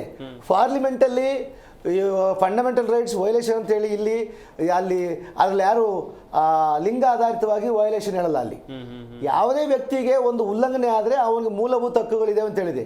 ವ್ಯಕ್ತಿ ಕಾನ್ಸ್ಟಿಟ್ಯೂಷನ್ ವ್ಯಕ್ತಿ ಅಂದ್ರೆ ಅರ್ಥ ಏನು ಗೊತ್ತಾ ಸರ್? ಹೆಣ್ಣು ಗಂಡು ಸೇರಿ ವ್ಯಕ್ತಿ ಆಗ್ತದೆ. ಅದು ಸಂವಿಧಾನದ ಪಕ್ಕದ ರಕ್ಷಣೆಗಳು ಹೆಣ್ಣಿಗೂ ಇದೆ, ಗಂಡಿಗೂ ಇದೆ. ಅದೇ ರೀತಿ ಅಪರಾಧ ಮಾಡಿದ್ರೆ ಶಿಕ್ಷೆ ಹೆಣ್ಣಿಗೂ ಅದೇ ಶಿಕ್ಷೆ ಇದೆ, ಗಂಡಿಗೂ ಅದೇ ಶಿಕ್ಷೆ ಇದೆ. ಬಟ್ ಆದರೆ ನಮ್ಮ ಭಾರತದ ಸಮಾಜದಲ್ಲಿ ಸರ್ ಕೆಲವು ವಿಶೇಷವಾದ ಕಾನೂನುಗಳು ಬಂದು. ಯಾಕೆ ಬಂದು ಅಂದರೆ ಪಿಡುಗುಗಳು ಹೋಗ್ಲಿ ಅಂತ ಬಂದು, ಸಾಮಾಜಿಕ ಪಿಡುಗುಗಳು. ನೋಡಿ ಸರ್, ರಾಜಾರಾಮ್ ಮೋಹನ್ ರಾಯ್ ಅವಾಗ ಸ್ವಾತಂತ್ರ್ಯ ಹೋರಾಟ ಮಾಡೋ ಕಾಲದಲ್ಲಿ ಸತಿ ಸಹಗಮನ ಪದ್ಧತಿ ಅಂತ ಒಂದು ಪಿಡುಗಿತ್ತು ಸರ್. ಅದು ಸತಿ ಸಹಗಮನ ಪದ್ಧತಿ ಅಂತ ಹಿಂದೂ ಧರ್ಮ ಆಚರಣೆ ಮಾಡ್ತಾರೆ. ಈಗೂ ಎಲ್ಲೋ ಲಕ್ಷಕ್ಕೊಂದು ಪ್ರಕರಣಗಳು ಈಗೂ ರಾಜಸ್ಥಾನದಲ್ಲಿ ಆಗ್ತವೆ. ಅದು ತಮಗೆ ಗೊತ್ತಿದೆ ನೋಡಿ ಸರ್. ಅದು ಸಮಾಜ ರಚನೆಗೋಸ್ಕರ ಆಗ್ತಕ್ಕಂಥ ಪಿಡುಗು. ಅದು ಅಂತ ಪಿಡುಗು ಹೆಣ್ಣು ಮೇಲೆ. ಸರ್ ಈಗ ವಿಧವಾ ವಿವಾಹ ಪದ್ಧತಿ, ಸರ್ ಈಗ ವಿಧವಾ ವಿವಾಹ ಪದ್ಧತಿ ಬಂದಿದ್ದು, ಮ್ಯಾರೇಜ್ ಬಂದಿದ್ದು ಮಾಡರ್ನ್ ಲಾ ಕೊಟ್ಟಿರೋದು ಅವ್ರಿಗೆ. ನೋಡಿ ಸರ್, ಎಷ್ಟೋ ಇವಾಗ ನಾವು ಎಷ್ಟು ಇತಿಹಾಸ ಓದಿದ್ದೀವಿ, ಎಷ್ಟು ಶೋಷಣೆ ಸರ್, ಹೆಣ್ಣಿನ ವಿರುದ್ಧ ಶೋಷಣೆನೂ ಇದೆ, ಪೂಜ್ಯ ಮನೋಭಾವನೆನೂ ಇದೆ. ಅದು 3 ಕಾಲಗಳಲ್ಲೂ ಇದೆ. ಏನು 4 ಕಾಲ ಈಗ ಸರ್. ಅವಾಗ ಹಿಂದೂ ಪೀರಿಯಡ್ ಕರೆಯೋರು. ಅವಾಗ ಹಿಂದೂ ಪೀರಿಯಡಲ್ಲೂ ಅವಾಗೂ ಋಷಿ ಮುನಿಗಳ ಕಾಲದಲ್ಲಿ ಶೋಷಣೆ ಇತ್ತು ಸರ್. ಅವಾಗ ಮತ್ತೆ ಮಧ್ಯಯುಗ ಬಂತು. ಮಧ್ಯಯುಗದಲ್ಲಿ ಮುಸ್ಲಿಂ ರೂಲರ್ಸ್ ಏನು ಮಾಡಿದ್ರು, ಅವರು ಏನು ಹೆಣ್ಮಕ್ಳು ರಕ್ಷಣೆ ಕೊಡಬೇಕು ಅಂತ ಶೋಷಣೆ ಆಚೆ ಬರಬೇಕು ಅಂತ ಹೇಳಿದ್ರು ಸರ್. ಶೋಷಣೆ ಅಂತ ಯಾವಾಗ ಗೊತ್ತಾಗುತ್ತೆ? ಹೆಣ್ಣು ತೊಂದರೆ ಆದಾಗ ಸರ್. ಈಗ ಮಾಡರ್ನ್ ಕಾನೂನು ಬಂತು, ಹೆಣ್ಣಿಗೆ ರಕ್ಷಣೆ ಕೊಡಬೇಕು ಅಂತ ಸರ್. ಅದರಲ್ಲಿ ದುರ್ಬಳಕೆ ಆಗಿದೆ, ಇಲ್ಲ ಅಂತ ಹೇಳ್ತಿಲ್ಲ. ನಮ್ಮ ಸನ್ಮಾನ್ಯ ಸುಪ್ರೀಂ ಕೋರ್ಟ್ ಅವರು ಒಂದು ಕಡೆ ದುರ್ಬಳಕೆ ಅಂತ ಹೇಳ್ತಾರೆ. ಅವ್ರಿಗೆ ನಿಜವಾಗಿ ಅವ್ರಿಗೆ ದಮ್ಮಿಲ್ಲ ಕಾನೂನು ತರಕ್ಕೆ. ಅವ್ರಿಗೆ ಭಾವನೆಗಳು ವ್ಯಕ್ತಪಡಿಸ್ಬಿಟ್ಟು ಜನಗಳ ಮನಸ್ಸು ಕೆಡಿಸ್ತಾರೆ. ಅವ್ರಿಗೆ ನಿಜವಾಗೂ ತಾಕತ್ತಿಲ್ಲ ಒಂದು ಆರ್ಡರ್ ಮಾಡಕ್ಕೆ. ಒಂದ್ ಕಡೆ ಹೇಳ್ತಾರೆ ಲಿವ್ ಇನ್ ರಿಲೇಶನ್ಶಿಪ್ ಅಲ್ಲಿ ಇದ್ರೆ ಅದು ಪ್ರೆಸ್ಯೂಮ್ ಟು ಬಿ ಎಂಟಿ ಅಂತ ಹೇಳ್ತಾರೆ. ಇನ್ನೊಂದ್ ಕಡೆ ಹೇಳ್ತಾರೆ ನಿನಗೆ ಲಿವ್ ಇನ್ ರಿಲೇಶನ್ಶಿಪ್ ಇದೆ, ಜಜ್ಮೆಂಟ್ ಕೊಡ್ಬೇಕಾರೆ ಎಂಟಿ ಅಂತ ಪ್ರೂವ್ ಮಾಡಕ್ ಆಗಿಲ್ಲ ಅಂತ ಹೇಳಿ ಆ ಹೆಣ್ಣ ಶೋಷಣೆ ಮಾಡ್ತಾರೆ. ಅದೇ ರೀತಿ ಹೇಳ್ತಾರೆ ಅದು ಮೈನರ್ ಬಂದಿರೋ ಮಕ್ಕಳು ದೈಹಿಕ ಸಂಬಂಧ ಇಟ್ಕೊಳ್ಳಿ ಅಂತ ಹೇಳ್ತಾರೆ. ಅದೇ IPC ಹೇಳುತ್ತೆ, ಪೋಸ್ಕೋ ಹೇಳುತ್ತೆ, ಮೈನರ್ ಬಂದಿರೋ ಮಕ್ಕಳ ಜೊತೆ ನೀನು ಸಂಬಂಧ ಇಟ್ಕೊಂಡ್ರೆ ಅದು ನಿನಗೆ 21 ವರ್ಷ ಶಿಕ್ಷೆ ಅಂತ ಹೇಳುತ್ತೆ. ನಾನು ಕೇಸ್ ನಡೆಸ್ತಿರಲ್ಲ ಕೋರ್ಟಲ್ಲಿ, ಪೋಸ್ಕೋ ಕೇಸು. ಮೈನರ್ ಹೆಣ್ಣು ಮಕ್ಕಳ ಮೇಲೆ ಸರಿ ಮುಟ್ಟದ ಸಾಕು ಮಾತಾಡ ಸಾಕು ಕೇಸ್ ಹಾಕ್ತಾರೆ. ಅದು ದುರ್ಬಳಕೆ ಆಗ್ತದೆ ಕೆಲವು ಕಡೆ. ನೋಡಿ ಸರ್, ದುರ್ಬಳಕೆ 1-2% ಇರ್ಬೋದು ಸರ್. ದುರ್ಬಳಕೆ ಆಗುತ್ತೆ ಅಂತೇಳಿ ಹೆಣ್ಣಿಗೆ ಕೊಡೋ ಸ್ಥಾನಮಾನ, ಹೆಣ್ಣು ಮತ್ತು ಹೆಣ್ಮಕ್ಳು ಕೊಡೋ ಸ್ಥಾನಮಾನ ಯಾವುದೇ ವಯಸ್ಸಿನ ಆಧಾರ ಇಲ್ಲ. ನೋಡಿ ಸರ್, ಇವಾಗ ಸೀನಿಯರ್ ಸಿಟಿಜನ್ ಬಂದಿದೆ. ನಾನು ಯಾಕೆ ಹೇಳ್ತೀವಿ ಎಲ್ಲ ಕೇಳಬೇಕು ನೀವು. ಸೀನಿಯರ್ ಸಿಟಿಜನ್ ರಕ್ಷಣೆ ಮಾಡಬೇಕು ಅಂತ ಕಾಯ್ದೆ ತಂದಿದ್ದಾರೆ. ಅವಾಗ ದೊಡ್ಡ ವಯಸ್ಸಾಗರೆ ಸರ್, ಇವಾಗ ನೀವು ಹೇಳ್ತೀರಾ ಹೆಣ್ಮಕ್ಳು ನೋಡ್ಕೊಳ್ಳಲ್ಲ, ಚಿಕ್ಕ ಮಕ್ಳು ನೋಡ್ಕೊಳ್ಳೋ ಅಂತ. ಬಟ್ ವಯಸ್ಸಾದ ತಂದೆ ತಾಯಿ ನೋಡ್ಕೊಳ್ಳೋದು ಯಾರು? ಅವ್ರಿಗೂ ರಕ್ಷಣೆ ಕೊಟ್ಟಿದೆ ಕಾನೂನು. ಸರ್, ಕಾನೂನು ಬಳಕೆ ಮಾಡ್ಕೋಬೇಕು ಸರ್. ದುರ್ಬಳಕೆ ಮಾಡುವಾಗ ಇದು ಕಾನೂನು ದುರ್ಬಳಕೆ ಮಾಡ್ಕೊಂಡಿರ್ಬೋದು ಯಾರು ವಸೂಲ್ ಮೇಲೆ. ಅದಕ್ಕೆ ನೋಡಿ ಸರ್, ಅವನು ನ್ಯಾಯ. ನೋಡಿ ಸರ್, ಈ ದೇಶದಲ್ಲಿ ಪ್ರತಿಯೊಂದು ಸಮಸ್ಯೆಗೂ ಪರಿಹಾರ ಇದೆ. ಪ್ರತಿಯೊಂದು ಸಮಸ್ಯೆ ಅದು ಅಫೆನ್ಸ್ ಅನ್ನ ಕಂಡು ಬಂದ್ರೆ ಅದಕ್ಕೆ ಶಿಕ್ಷೆ ಕೊಡೋಕೆ ನೋಡಿ ಸರ್, ನಮ್ಮಲ್ಲಿ ಸಾಕ್ಷಿ ನೋಡಿ ಸರ್. ಸಾಕ್ಷಿ ಹೆಂಗೆ ಅಂದ್ರೆ 2 ಶಿಕ್ಷೆಗೆ ಕೊಡ್ಸಕ್ಕೂ ಮತ್ತೆ ಶಿಕ್ಷೆಯಿಂದ ಆಚೆ ಬಿಡ್ಸಕ್ಕೂ ಮಧ್ಯ ಸಾಕ್ಷಿ ಅಂತ ಒಂದು ಬ್ರಿಡ್ಜ್ ಇದೆ. ಅದನ್ನ ಕರೆಕ್ಟಾಗಿ ಯಾರು ಕ್ರಾಸ್ ಮಾಡ್ತಾರೋ ಅವರು ಸಾಕ್ಷಿ ಕೊಟ್ಟು ಶಿಕ್ಷೆ ಕೊಡಿಸ್ಬೋದು. ಸಾಕ್ಷಿ ಕೊಡದೆ ಹೋದ್ರೆ ಶಿಕ್ಷೆಯಿಂದ ಆಚೆ ಬರ್ಬೋದು. ಇದು ಕಾನೂನು ಅವಕಾಶ. ಇದು ಅದಕ್ಕೆ ತಾವು ಈ ಅತುಲ್ ಪ್ರಕರಣ ಇಟ್ಕೊಂಡು ಇದು ದುರುಪಯೋಗ ಆಗೋಯ್ತು ಅನ್ನೋದು ಸುಪ್ರೀಂ ಕೋರ್ಟ್ ಹೇಳ್ಬೋದು. ಸುಪ್ರೀಂ ಕೋರ್ಟ್ಗೆ ಕಾನೂನು ಮಾಡೋ ಅವಕಾಶ ಇಲ್ವಲ್ಲ. ಕಾನೂನು ಮಾಡೋದು ಪಾರ್ಲಿಮೆಂಟು. ಮೇಡಮ್, ಇನ್ನೊಂದು ವಿಚಾರ ಅಂತ ಹೇಳಿದ್ರೆ, ಈ ಅತುಲ್ ಪ್ರಕರಣದಲ್ಲಿ ನಾವು ಗಮನಿಸ್ತಾ ಹೋಗೋದಾದ್ರೆ ಆತ ಮಾನಸಿಕವಾಗಿ ನೊಂದಿದ್ದ ಎನ್ನುವಂಥದ್ದು ಗೊತ್ತಾಗ್ತಾ ಇದೆ. ನನಗೆ ನ್ಯಾಯ ಸಿಗಬೇಕು ಅಂತೇಳಿ ಆತ ಗೋಡೆ ಮೇಲೆ ಒಂದು ಸ್ಟಿಕ್ಕರ್ ಅಂಟಿಸಿರ್ತಾನೆ. ಆತ ಹೇಳ್ಕೊಳ್ತಾನೆ, ನನ್ನ ಮಗುವಿನ ಮುಖ ನೋಡಬೇಕು ಅಂತ ಹೇಳಿದ್ರು ನಾನು ದುಡ್ಡು ಕೊಡಬೇಕು. ಹಾಗೆ ನಾನು ಬೆಂಗಳೂರಿನಿಂದ ಉತ್ತರ ಪ್ರದೇಶಕ್ಕೆ ಸಾಕಷ್ಟು ಬಾರಿ ಟ್ರಾವೆಲ್ ಮಾಡಿದ್ದೇನೆ ಇದೇ ಕೇಸ್ ವಿಚಾರಕ್ಕಾಗಿ. 90 ನಿಮಿಷಗಳ ವಿಡಿಯೋ, 9 ಕೇಸ್ ದಾಖಲಾಗಿತ್ತು. ಅದು 6 ಲೋವರ್ ಕೋರ್ಟಲ್ಲಿತ್ತು, 3 ಹೈಕೋರ್ಟ್ನಲ್ಲಿದ್ದಂಥ ಪ್ರಕರಣ. ಇದೆಲ್ಲವನ್ನ ನೋಡ್ತಾ ಇದ್ರೆ ಆತ ನಿಜಕ್ಕೂ ಮಾನಸಿಕವಾಗಿ ಎಷ್ಟರ ಮಟ್ಟಿಗೆ ನೊಂದಿದ್ದ ಅಂತ ಹೇಳಿ ಸರ್ ಈಗ ಮೇಡಮ್ ಹೇಳಿದ್ರು ಹೆಣ್ಮಕ್ಳಿಗೆ ತುಂಬ 70 ಜನ ಒಂದು ನಿಮಿಷಕ್ಕೇನೋ ಸಾಯ್ತಾ ಇದ್ದಾರೆ ಅಂತ. ಅದಕ್ಕೆ ಒಂದು ಪ್ರೋಗ್ರಾಮು ಮಾಡಿದ್ವಿ ನಾವು. ಅದಕ್ಕೂ ಅದು ನಿಜನೇ. ಬಟ್ ಈಗ ಏನಾಗ್ತಿದೆ ಅಂದರೆ ಹೆಣ್ಮಕ್ಳು ಗಂಡು ಮಕ್ಳ ಮೇಲೆ ದೌರ್ಜನ್ಯ ಖಂಡಿತ ಆಗ್ತಾ ಇದೆ ಸರ್. ಈಗ ಒಂದು ಮ್ಯಾರೇಜ್ ಪ್ರಪೋಸಲ್ ನೋಡ್ಲಿಕ್ಕೆ ಹೋದ್ರೇನೆ, ಯಾಕೆಂದರೆ ಈಗ ನಾನು ತುಂಬ ಕೇಸ್ಗಳನ್ನ ನಾನು ನೋಡಿದ್ದೀನಿ. ಹುಡುಗಿ ನೋಡ್ಲಿಕ್ಕೆ ಅಂತ ಹೋದರೆ ಅಲ್ಲಿ ಬರೆದಿರ್ತಾರೆ ಹುಡುಗ ಜಾಸ್ತಿ ಓದಿರಬೇಕು, ಹೌದಾ, ಹುಡುಗಿಕಿನ್ನ ಜಾಸ್ತಿ ಓದಿರಬೇಕು, ಜಾಸ್ತಿ ಸಂಬಳ ಬರಬೇಕು, ಹುಡುಗನಿಗೆ ಎಷ್ಟು ಆಸ್ತಿ ಇರಬೇಕು, ಮತ್ತೆ ಅಪ್ಪ ಅಮ್ಮ ಜೊತೆಗಿರಬಾರ್ದು. ಅಪ್ಪ ಅಮ್ಮ ಸಾಕ್ಲಿಕ್ಕೆ ಬೇಕು, ಅವ್ರ ಆಸ್ತಿ ಬೇಕು, ಅಪ್ಪ ಅಮ್ಮ ಜೊತೆಗಿರಬಾರ್ದು, ಅಣ್ಣ ತಮ್ಮ ಜೊತೆಗಿರಬಾರ್ದು. ನೀವು ಕೇಳಿ, ಎಲ್ಲರೂ ಅದೇ ಹೇಳ್ತಾರೆ, ಅದಂತೂ ಖಂಡಿತಾನೆ, ಯಾರು ಇರಬಾರ್ದು. ಆಮೇಲೆ ಹೆಣ್ಮಕ್ಳು ಅವರು ತುಂಬ ಜನ ಹೇಳ್ತಾರೆ ನಮ್ಮ ಮನೆಯವ್ರು ಸಪ್ರೇಟ್ ಆಗಿ ಇರಬೇಕು, ಅವ್ರ ಜೊತೆ ಸೇರಬಾರ್ದು, ಅದೇ ಥರನೂ ಇರ್ತಾರೆ. ಹಾಗಿದ್ದಾಗ ಏನಾಗುತ್ತೆ, ಕೌಟುಂಬಿಕವಾಗಿ ಸ್ವಲ್ಪ ನೊಂದುತ್ತಾರೆ. ಹೆಣ್ಮಕ್ಳಿಗೂ ಒಂದು ತೊಂದರೆ ಆಗ್ತಾ ಇಲ್ಲ ಅಂತ ಅಲ್ಲ. ಮತ್ತೆ ಈ ಕೇಸಲ್ಲಿ ಏನಾಗಿದೆ, ಅವರು ನನ್ನ ಸ್ನೇಹಿತರಲ್ಲೇ ನಾನು ಈ ಥರ ಪ್ರಾಬ್ಲಮ್ಸ್ ನಾನು ನೋಡಿದ್ದೀನಿ. ತುಂಬ ಜನ ನಮಗೆ ಬರ್ತಾರೆ, ಮೇಡಮ್ ನಿಮಗೆ ಸ್ವಲ್ಪ ಗೊತ್ತಿದೆ, ನಮಗೆ ಲಾಯರ್ಸ್ ಹತ್ರ ಪರಿಚಯ ಮಾಡಿಸ್ಕೊಡಿ. ಇದೇ ಕೇಸ್ ಹೇಳಿದ್ದಾರೆ ಸರ್. ಹೇಗಂದ್ರೆ ಗಂಡ ಬೇಕು, ಗಂಡ ಬೇಡ, ಆಸ್ತಿ ಬೇಕು, ದುಡ್ಡು ಬೇಕು, ಅದೇ ಕೇಳ್ತಾ ಇದ್ದಾರೆ. ನಮ್ಗೆ ಮಗುನ್ ತೋರ್ಸೋದಿಲ್ಲ, ಆದ್ರೆ ಗಂಡಂದು ದುಡ್ಡು ಬೇಕು. ಈಗ ನೀವು ದೊಡ್ಡ ವ್ಯಕ್ತಿಗಳಿಗೆ ಬೇಡ, ಹಳ್ಳಿಗಾಡಿನಲ್ಲಿ ಒಬ್ಬ ಬಂದ್ರು, ಹಳ್ಳಿಗಾಡವನು, ಅವರು ಗಂಡ ಜಸ್ಟ್ ಲಾರಿ ಡ್ರೈವರ್, ಬೇರೆ ಏನೂ ಅಲ್ಲ. ಲಾರಿ ಡ್ರೈವರು ಒಂದು ಯಾವ್ದೋ ಗುಲ್ಬರ್ಗಾ ಕಡೆಯವರು. ಅವ್ರು ಬಂದು ಕೇಳಿದ್ರು, ನೀವು ಬಿ ಸೇಫ್ ಅಲ್ಲಿ ಇದ್ದೀರಾ, ನಮ್ಗೆ ಒಂದ್ ಸ್ವಲ್ಪ ಕಾನೂನುಗಳು ಬೇಕು ಅಂತ. ಅವ್ರು ಕೆಲಸ ಮಾಡೋರೆ. ಏನಪ್ಪಾ ಅಂತ ಹೇಳಿದ್ರೆ, ಆಸ್ತಿ 2.5 ಎಕರೆ ಇದೆ, 2.5 ಎಕರೆ ಮಕ್ಳಿಗೆ ಬರ್ದು ಕೊಟ್ಟಿದ್ದಾರೆ. 3 ಜನ ಹೆಣ್ಮಕ್ಳು ಎಲ್ಲ ತಾಯಿ ಮನೆಗೆ ಹೋಗಿದ್ದಾರೆ. ನಂಗೆ ಗಂಡ ಇಷ್ಟ ಆಗಿಲ್ಲ, ನಾನು ಹೋಗಿದ್ದೀನಿ, ಆಯ್ತಾ. ಈಗ ಇವ್ರಿಗೆ ಇನ್ನೇನಪ್ಪ ಆಯ್ತು, ನೀನು ಆಸ್ತಿ ಬರ್ದ್ಕೊಟ್ಟಿದಾರಲ್ಲ, ಇನ್ನೇನು ಬೇಕು ಅಂತ ಕೇಳಿದ್ರೆ ಅವ್ರು ಹೇಳ್ತಾರೆ, ಗಂಡ ದುಡಿತಾನಲ್ಲ, ಆ ದುಡ್ದಿರೋದ್ರಲ್ಲಿ ನಮ್ಗೆ ಅರ್ಧ ಪಾಲು ಬೇಕು. ಎಷ್ಟು ಬರುತ್ತೆ, ಅವ್ನು ಲಾರಿ ಡ್ರೈವರ್ಗೆ ಎಷ್ಟು ಬರುತ್ತೆ, ಒಂದು 25-30 ಸಾವಿರ, ಅದ್ರಲ್ಲಿ ಬೇಕು. ನೀನು ಹೆಂಡತಿ ಕರ್ತವ್ಯ ಮಾಡ್ತೀಯಾ? ಮಾಡೋದಿಲ್ಲ. ಹೆಂಡತಿ ಕರ್ತವ್ಯನೂ ಮಾಡಲ್ಲ, ಅವ್ನಿಗೆ ಅಡಿಗೆ ಮಾಡಿ ಊಟನೂ ಹಾಕಲ್ಲ. ಹೋಗ್ಲಿ, ಮಕ್ಕಳನ್ನಾದ್ರೂ ಮುಖ ನೋಡ್ಲಿಕ್ಕೆ ಕೊಡ್ತೀರಾ? ಮಕ್ಕಳ ಮುಖನೂ ನೋಡ್ಲಿಕ್ಕೆ ತೋರಿಸೋದಿಲ್ಲ. ಬಟ್ ಗಂಡನ ದುಡ್ಡು ಬೇಕೇ ಬೇಕು. ಅದ್ಯಾವ ನ್ಯಾಯ? ನಿಮ್ಗೆ ಸಮಾನತೆ ಹೆಣ್ಮಕ್ಳಿಗೆ ಬೇಕು ಅಂದಾಗ ನಿಮ್ಗೆ ಸಮಾನತ್ವಾಗಿರಿ. ನಿಮ್ಗೆ ಗಂಡು ಹೆಣ್ಣು ಎರಡು ಈಕ್ವಲ್, ಎಲ್ರಿಗೂ ಸಮಾನತೆ ಬೇಕು ಅಂತ ಕೇಳ್ತೀವ, ಹೋರಾಟ ಮಾಡಿದೀವಿ, ಕಾನೂನು ಕೊಟ್ಟಿದೆ, ಎಲ್ಲ ಕರೆಕ್ಟ್. ಆಗ ಗಂಡನ ದುಡ್ಡು ಯಾಕೆ ಕೇಳ್ತೀರಾ? ನೀವೇ ದುಡ್ದು ಸಂಪಾದನೆ ಮಾಡ್ಬೋದಲ್ಲ. ಅದೇ ಹೆಂಡತಿ ದುಡ್ಡು ಗಂಡ ಕೇಳ್ತಾನ? ಅದನ್ನು ಒಂದು ಮಾಡ್ಬೇಕಾಗತ್ತೆ. ಈಗೇನಾಗಿದೆ, ಕಿರುಕುಳ ಖಂಡಿತ ಆಗಿದೆ. ಇದೊಂದೇ ಅಲ್ಲ, ತುಂಬಾ ಕಡೆ ಆಗಿದೆ ಸರ್. ಈಗ ನನಗೆ ಗೊತ್ತಿರೋಕೆ ಎಷ್ಟೊಂದು ಜನ ಮದುವೆ ಆದ ತಕ್ಷಣ ಬೇರೆ ಮನೆ ಮಾಡಿ ಇಡ್ತಾರೆ. ಯಾಕಪ್ಪ ಗ್ರಾಚಾರ, 7 ವರ್ಷ ಕಾನೂನಿದೆ, ವರದಕ್ಷಿಣೆ ಕಾನೂನು ಹಾಕ್ಬಿಟ್ರೆ ಏನು, ಎಲ್ಲ ಭಯ ಬೀಳ್ತಾರೆ ಸರ್. ಅದು ನಿಜನೇ. ಗಂಡ್ಮಕ್ಳಿಗೆ ಮದುವೆ ಮಾಡ್ಬೇಕಾದ್ರೂ ಈಗ ಹೆಣ್ಮಕ್ಳಿಗಿನ ಜಾಸ್ತಿ ಭಯ ಆಗುತ್ತೆ. ಈಗ ನನಗೆ 2 ಗಂಡ್ಮಕ್ಳಿದ್ದಾರೆ. ನನ್ನ ಮಗ ಬಂದು ಚಿಕ್ಕವನು ಹೇಳ್ತಾನೆ, ಅಮ್ಮ ಹುಡುಗಿ ಹೊಡೆದ್ಲು ಅಂತ. ನಾನು 2 ಕೊಟ್ಟೆ ಅಂತ. ಕೊಡ್ಬೇಡ ಕಣೋ, ತುಂಬಾ ಡೇಂಜರ್ ಇದೆ. ಹೆಣ್ಮಕ್ಳು ಏನಾದ್ರು ಹೊಡೆದ್ರೆ ನಿನಗೆ ಪ್ರಾಬ್ಲಮ್ ಆಗುತ್ತೆ, ಹೊಡೆದ್ರೆ ಹೊಡ್ಸ್ಕೊಂಡ್ ಬಾ ಅಂತಾನೆ ಹೇಳ್ತೀನಿ. ಯಾಕೆಂದ್ರೆ ಕಾನೂನು ಆಗಿದೆ ಸರ್. ಅದು ಇದಂತೂ ಕಠಿಣ ಸತ್ಯನೇ. ಬಟ್ ತಂದೆ ತಾಯಿನೂ ನಾನು ಹೇಳೋದೇನಂದ್ರೆ, ತಂದೆ ತಾಯಿಗಳನ್ನು ನಮ್ಮ ಮನೇಲಿ ಒಂದು ಗಂಡು ಮಗು ಇದೆ, ಒಂದು ಹೆಣ್ಮಗು ಇದ್ರೆ ನಾವು ಹೇಗೆ ನೋಡ್ತೀವೋ ಅದೇ ತರನೇ ಒಂದು ಕೌಟುಂಬಿಕವಾಗಿ ಒಂದು ಶಿಕ್ಷಣ ಕೊಡಬೇಕು. ಮೊದಲಿಂದ ಹೇಗಿರ್ತಿತ್ತಲ್ಲ ಅದನ್ನ ಕೊಡಬೇಕು. ಅದು ಒಂದು ಲೋಪ ಆಗ್ತಾ ಇದೆ. ಈಗ ನೋಡಿ, ನಾವು ಇಂದಿರಾನಗರಲ್ಲಿ ಇದು ಮಾರ್ತಳ್ಳಿ ಕೇಸ್ ಆಯ್ತು. ಇಂದಿರಾನಗರಲ್ಲಿ ನೋಡಿ, ಹೆಣ್ಮಕ್ಳು ಸಮಾನತೆ ಅಂತ, ಸಮಾನತೆ ಯಾತಕ್ಕಿರ್ಬೇಕು? ಕೆಲಸಕ್ಕಿರ್ಬೇಕು, ಉದ್ಯೋಗಕ್ಕಿರ್ಬೇಕು. ಆದ್ರೆ ಸಮಾನತೆ ಯಾಕಿದೆ? ಸಿಗರೇಟ್ಗಿದೆ, ಬೀಡಿಗಿದೆ, ಪಬ್ಬಲ್ಲಿ ಇದ್ದಾರೆ. ರಾತ್ರಿ 1 ಗಂಟೆಗೆ ಬರ್ತಾರೆ. 1 ಗಂಟೆಗೆ ಹೆಣ್ಮಕ್ಳು ಪಬ್ಬಲ್ಲಿ ಬಂದು ಚಿಕ್ಕ ಡ್ರೆಸ್ ಹಾಕೊಂಡು ಕ್ಯಾಬಲ್ಲಿ ಬಂದ್ರು ಗಂಡಸ ಏನು ಮಾಡಬಾರ್ದು. ಈ ತರ ಕೇಳ್ತಾರೆ. ಇಲ್ಲಾಂದ್ರೆ ಕಾನೂನು ರಕ್ಷಣೆ ಕೊಡು ಅಂತ ಕೇಳ್ತಾರೆ. ತಂದೆ ತಾಯಿ ಏನ್ ಮಾಡ್ಬೇಕು? ಹೆಣ್ಮಕ್ಳಿಗೆ ಓದಿನಲ್ಲಿ ಸಮಾನತೆ ಎಲ್ಲದ್ರಲ್ಲಿ ಇರ್ಬೇಕೆ ಹೊರತು ಈ ಸ್ವತಂತ್ರನ ಸ್ವೇಚ್ಛಾಚಾರ ಮಾಡ್ಕೊಂಡಾಗ್ಲೇ ಈ ತರ ಪ್ರಾಬ್ಲಮ್ ಆಗ್ತಾ ಇರೋದು. ಅದನ್ನೆಲ್ಲ ಕೇಳಿದ್ರೆ ಮಾನವ ಹಕ್ಕುಗಳ ಉಲ್ಲಂಘನೆ ಅಂತ ಹೇಳ್ತಾರೆ. ಹೌದು, ಅದೆಲ್ಲ ಉಲ್ಲಂಘನೆ ಅಂತಾನೂ ಹೇಳ್ತಾರೆ. ಅಲ್ಲ, ಇದು ತುಂಬಾ ಟ್ರಿಕಿ ಸರ್. ಈಗ ಎಲ್ಲ ಹೆಣ್ಮಕ್ಳು ಮಾಡ್ತಾ ಇಲ್ಲ. ಈಗ ಮೇಡಮ್ ಹೇಳಿದ್ದು ಕರೆಕ್ಟೇ. ತುಂಬಾ ಜನ ಮಾನ ಮರ್ಯಾದೆ ಗಂಜಿ ಬರೋದಿಲ್ಲ ಆಚೆಗೆ. ಬಟ್ ಬಂದವರು 4-5 ಜನ, ಸ್ವಲ್ಪ ಜನ ಬರ್ತಾರಲ್ಲ, ಒಂದು ಹಾಲಿಗೆ ಒಂದು ಡ್ರಾಪ್ ಏನಾದರೂ ಹುಳಿ ಬಿದ್ದರೆ ಹಾಲು ಹೊಡೆದೋದಂಗೆ ಸ್ವಲ್ಪ ಜನ ಹೆಣ್ಮಕ್ಳು ಮಾಡಿರೋ ಕೆಲಸಕ್ಕೆ ಈಗ ಈ ಕಾನೂನುಗಳಿಗೆ ಕ್ವಶನ್ ಮಾರ್ಕ್ ಆಗ್ತಾ ಇದೆ. ಮಂಜುಳಾ ಮೇಡಮ್, ಇನ್ನೊಂದು ಕಡೆಯಲ್ಲಿ ಭಾರತದಲ್ಲಿರುವಂಥ ಕ್ರಿಮಿನಲ್ ಲಾಗಳು ಪುರುಷರಿಗೂ ಹಾಗೇನೆ ಮಹಿಳೆಯರಿಗೂ ಸಮಾನವಾಗಿ ವರ್ಕ್ ಆಗ್ತಾ ಇದೆಯಾ? ಇದರಿಂದ ಲಾಭ ಪಡ್ಕೊಳ್ತಾ ಇರೋದು ಮಹಿಳೆಯರು ಮಾತ್ರನಾ, ಅಥವಾ ಅದನ್ನೇ ಅವ್ರು ಮಿಸ್ಯೂಸ್ ಮಾಡ್ಕೊಳ್ತಾ ಇದ್ದಾರೆ ಹೇಗೆ? ಬಟ್ ಸರ್, ಇದು ಬ್ರಿಟಿಷ್ ಏನು ಆಡಳಿತ ಅವಧಿಯಲ್ಲಿ ಕೆಲವೊಂದು ಕಾನೂನುಗಳು ಏನು ಜಾರಿಗೆ ಬಂತು ಅಲ್ಲ, ಅದೆಲ್ಲವೂ ಕೂಡ ಗಂಡು ಹೆಣ್ಣು ಜಾತಿ ಧರ್ಮ ಯಾವುದೇ ಡಿಸ್ಕ್ರಿಷನ್ ಇಲ್ಲದೆ ಯಾವುದೇ ಅಸಮಾನತೆ ಇಲ್ಲದೆ ಎಲ್ಲರಿಗೂ ಕೂಡ ಸಮಾನವಾಗಿ ತಂದಿರತಕ್ಕಂಥ ಕಾನೂನಲ್ಲಿ ಕ್ರಿಮಿನಲ್ ಕಾನೂನುಗಳು ಒಂದು, IPC evidence act, CRPC procedure loss. So ಇವೆಲ್ಲವೂ ಕೂಡ ಅದಾದ್ಮೇಲೆ ನಮ್ದು ಕಾನ್ಸ್ಟಿಟ್ಯೂಷನ್ ಯಾವಾಗ ನಾವು ಅಡಾಪ್ಟ್ ಮಾಡ್ತೀವಿ 1951 ಅಡಾಪ್ಟ್ ಮಾಡ್ಕೊಂಡಾದ್ಮೇಲೆ ಸೆಕ್ಷನ್ ಆರ್ಟಿಕಲ್ 15 ಕೆಳಗಡೆ ಮಹಿಳೆ, ಮಕ್ಕಳು, ಆಮೇಲೆ ಶೋಷಿತರು, ಈ 3 ವರ್ಗಗಳಿಗೆ ಯಾವಾಗ ಅನ್ಯಾಯಗಳು ಜಾಸ್ತಿ ಆಗ್ತವೆ, ಅವ್ರ ಮೇಲೆ ದೌರ್ಜನ್ಯಗಳು ಯಾವಾಗ ಜಾಸ್ತಿ ಆಗ್ತಾವಲ್ಲ ಅದರ ಮೇಲೆ ಇವ್ರಿಗೊಂಥರ ಏನು ಇನ್ಕ್ರಿಮೆಂಟ್ ಅಂತ ಹೇಳ್ತೀವಲ್ಲ ಸರ್, ಸ್ಪೆಷಲ್ ಕನ್ಸರ್ನ್ ಮೇಲೆ ಈ ಲಾಸ್ಗಳು ಡೆವಲಪ್ ಆಗ್ತವೆ. ಯಾವುದು ನಾವು ಪೋಕ್ಸೋ ಆಗಿರ್ಬೋದು, divorce act dowry prohibition act ಆಗಿರ್ಬೋದು, ಡೊಮೆಸ್ಟಿಕ್ ವೈಲೆನ್ಸ್ ಆ್ಯಕ್ಟ್ ಆಗಿರ್ಬೋದು, ಆಮೇಲೆ ಚೈಲ್ಡ್ ಲೇಬರು, ಆಮೇಲೆ ಚೈಲ್ಡ್ ಮ್ಯಾರೇಜ್ ಆ್ಯಕ್ಟ್, ಇವೆಲ್ಲವೂ ಕೂಡ ಸ್ಪೆಷಲ್ ಲಾಸ್ ಸರ್ ಇವು, ಪೋಕ್ಸೋ ಆ್ಯಕ್ಟು.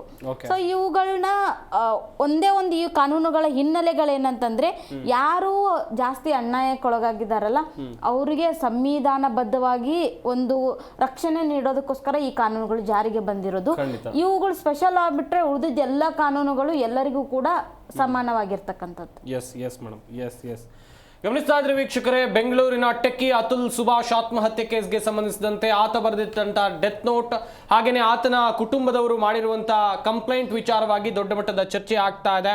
ಕಾದ್ ನೋಡೋಣ ಮುಂದಿನ ಹಂತದಲ್ಲಿ ಯಾವೆಲ್ಲ ವಿಚಾರಗಳ ಕುರಿತು ಹೊರಗೆ ಬರುತ್ತೆ ಅಂತ ಹೇಳಿದ್ರೆ, ವಿಚಾರಣೆಯನ್ನು ನಡೆಸಿದ ಸಂದರ್ಭದಲ್ಲಿ ಒಂದಷ್ಟು ವಿಚಾರಗಳು ಹೊರಬರುವಂತ ಸಾಧ್ಯತೆ ಇದೆ. ಇದೇ ವಿಚಾರದ ಕುರಿತು ಮಾಹಿತಿಯನ್ನ ಕೊಡ್ತಾ ಹೋಗ್ತೀವಿ. ಸುಭಾಷ್ ಆತ್ಮಹತ್ಯೆ ಸುತ್ತ ಅನುಮಾನದ ಹುತ್ತಾ ಇದೆ. ಆತನ ಕುಟುಂಬಸ್ಥರು ಈಗಾಗಲೇ ಕಂಪ್ಲೇಂಟ್ ಅನ್ನ ಮಾಡಿದ್ದಾರೆ. ಸದ್ಯ ಪೊಲೀಸರು FIR ಅನ್ನ ದಾಖಲು ಮಾಡಿಕೊಂಡು ತನಿಖೆಯನ್ನ ಮುಂದುವರಿಸುವಂತ ನಿಟ್ಟಿನಲ್ಲಿ ಎಲ್ಲಾ ಪ್ಲಾನ್ಗಳನ್ನ ಮಾಡ್ಕೊಂಡಿದ್ದಾರೆ. ಈ ತನಿಖೆ ಸಂದರ್ಭದಲ್ಲಿ ಒಂದಷ್ಟು ವಿಚಾರಗಳು ಹೊರಬರುವಂತ ಸಾಧ್ಯತೆ ಇದೆ. ನಿಖಿತಾ ಸಿಂಘಾನಿಯಾ ಅಂತೇಳಿ ಏನು ಆತನ ಪತ್ನಿ ಹೆಸರು, ಅತುಲ್ ಸುಭಾಷ್ ಪತ್ನಿ ಹೆಸರು ನಿಖಿತಾ ಸಿಂಘಾನಿಯಾ ಅಂತೇಳಿ. ಆಕೆ ಕುಟುಂಬಸ್ಥರ ವಿರುದ್ಧ ಪ್ರಕರಣ ದಾಖಲಾಗಿರೋದು.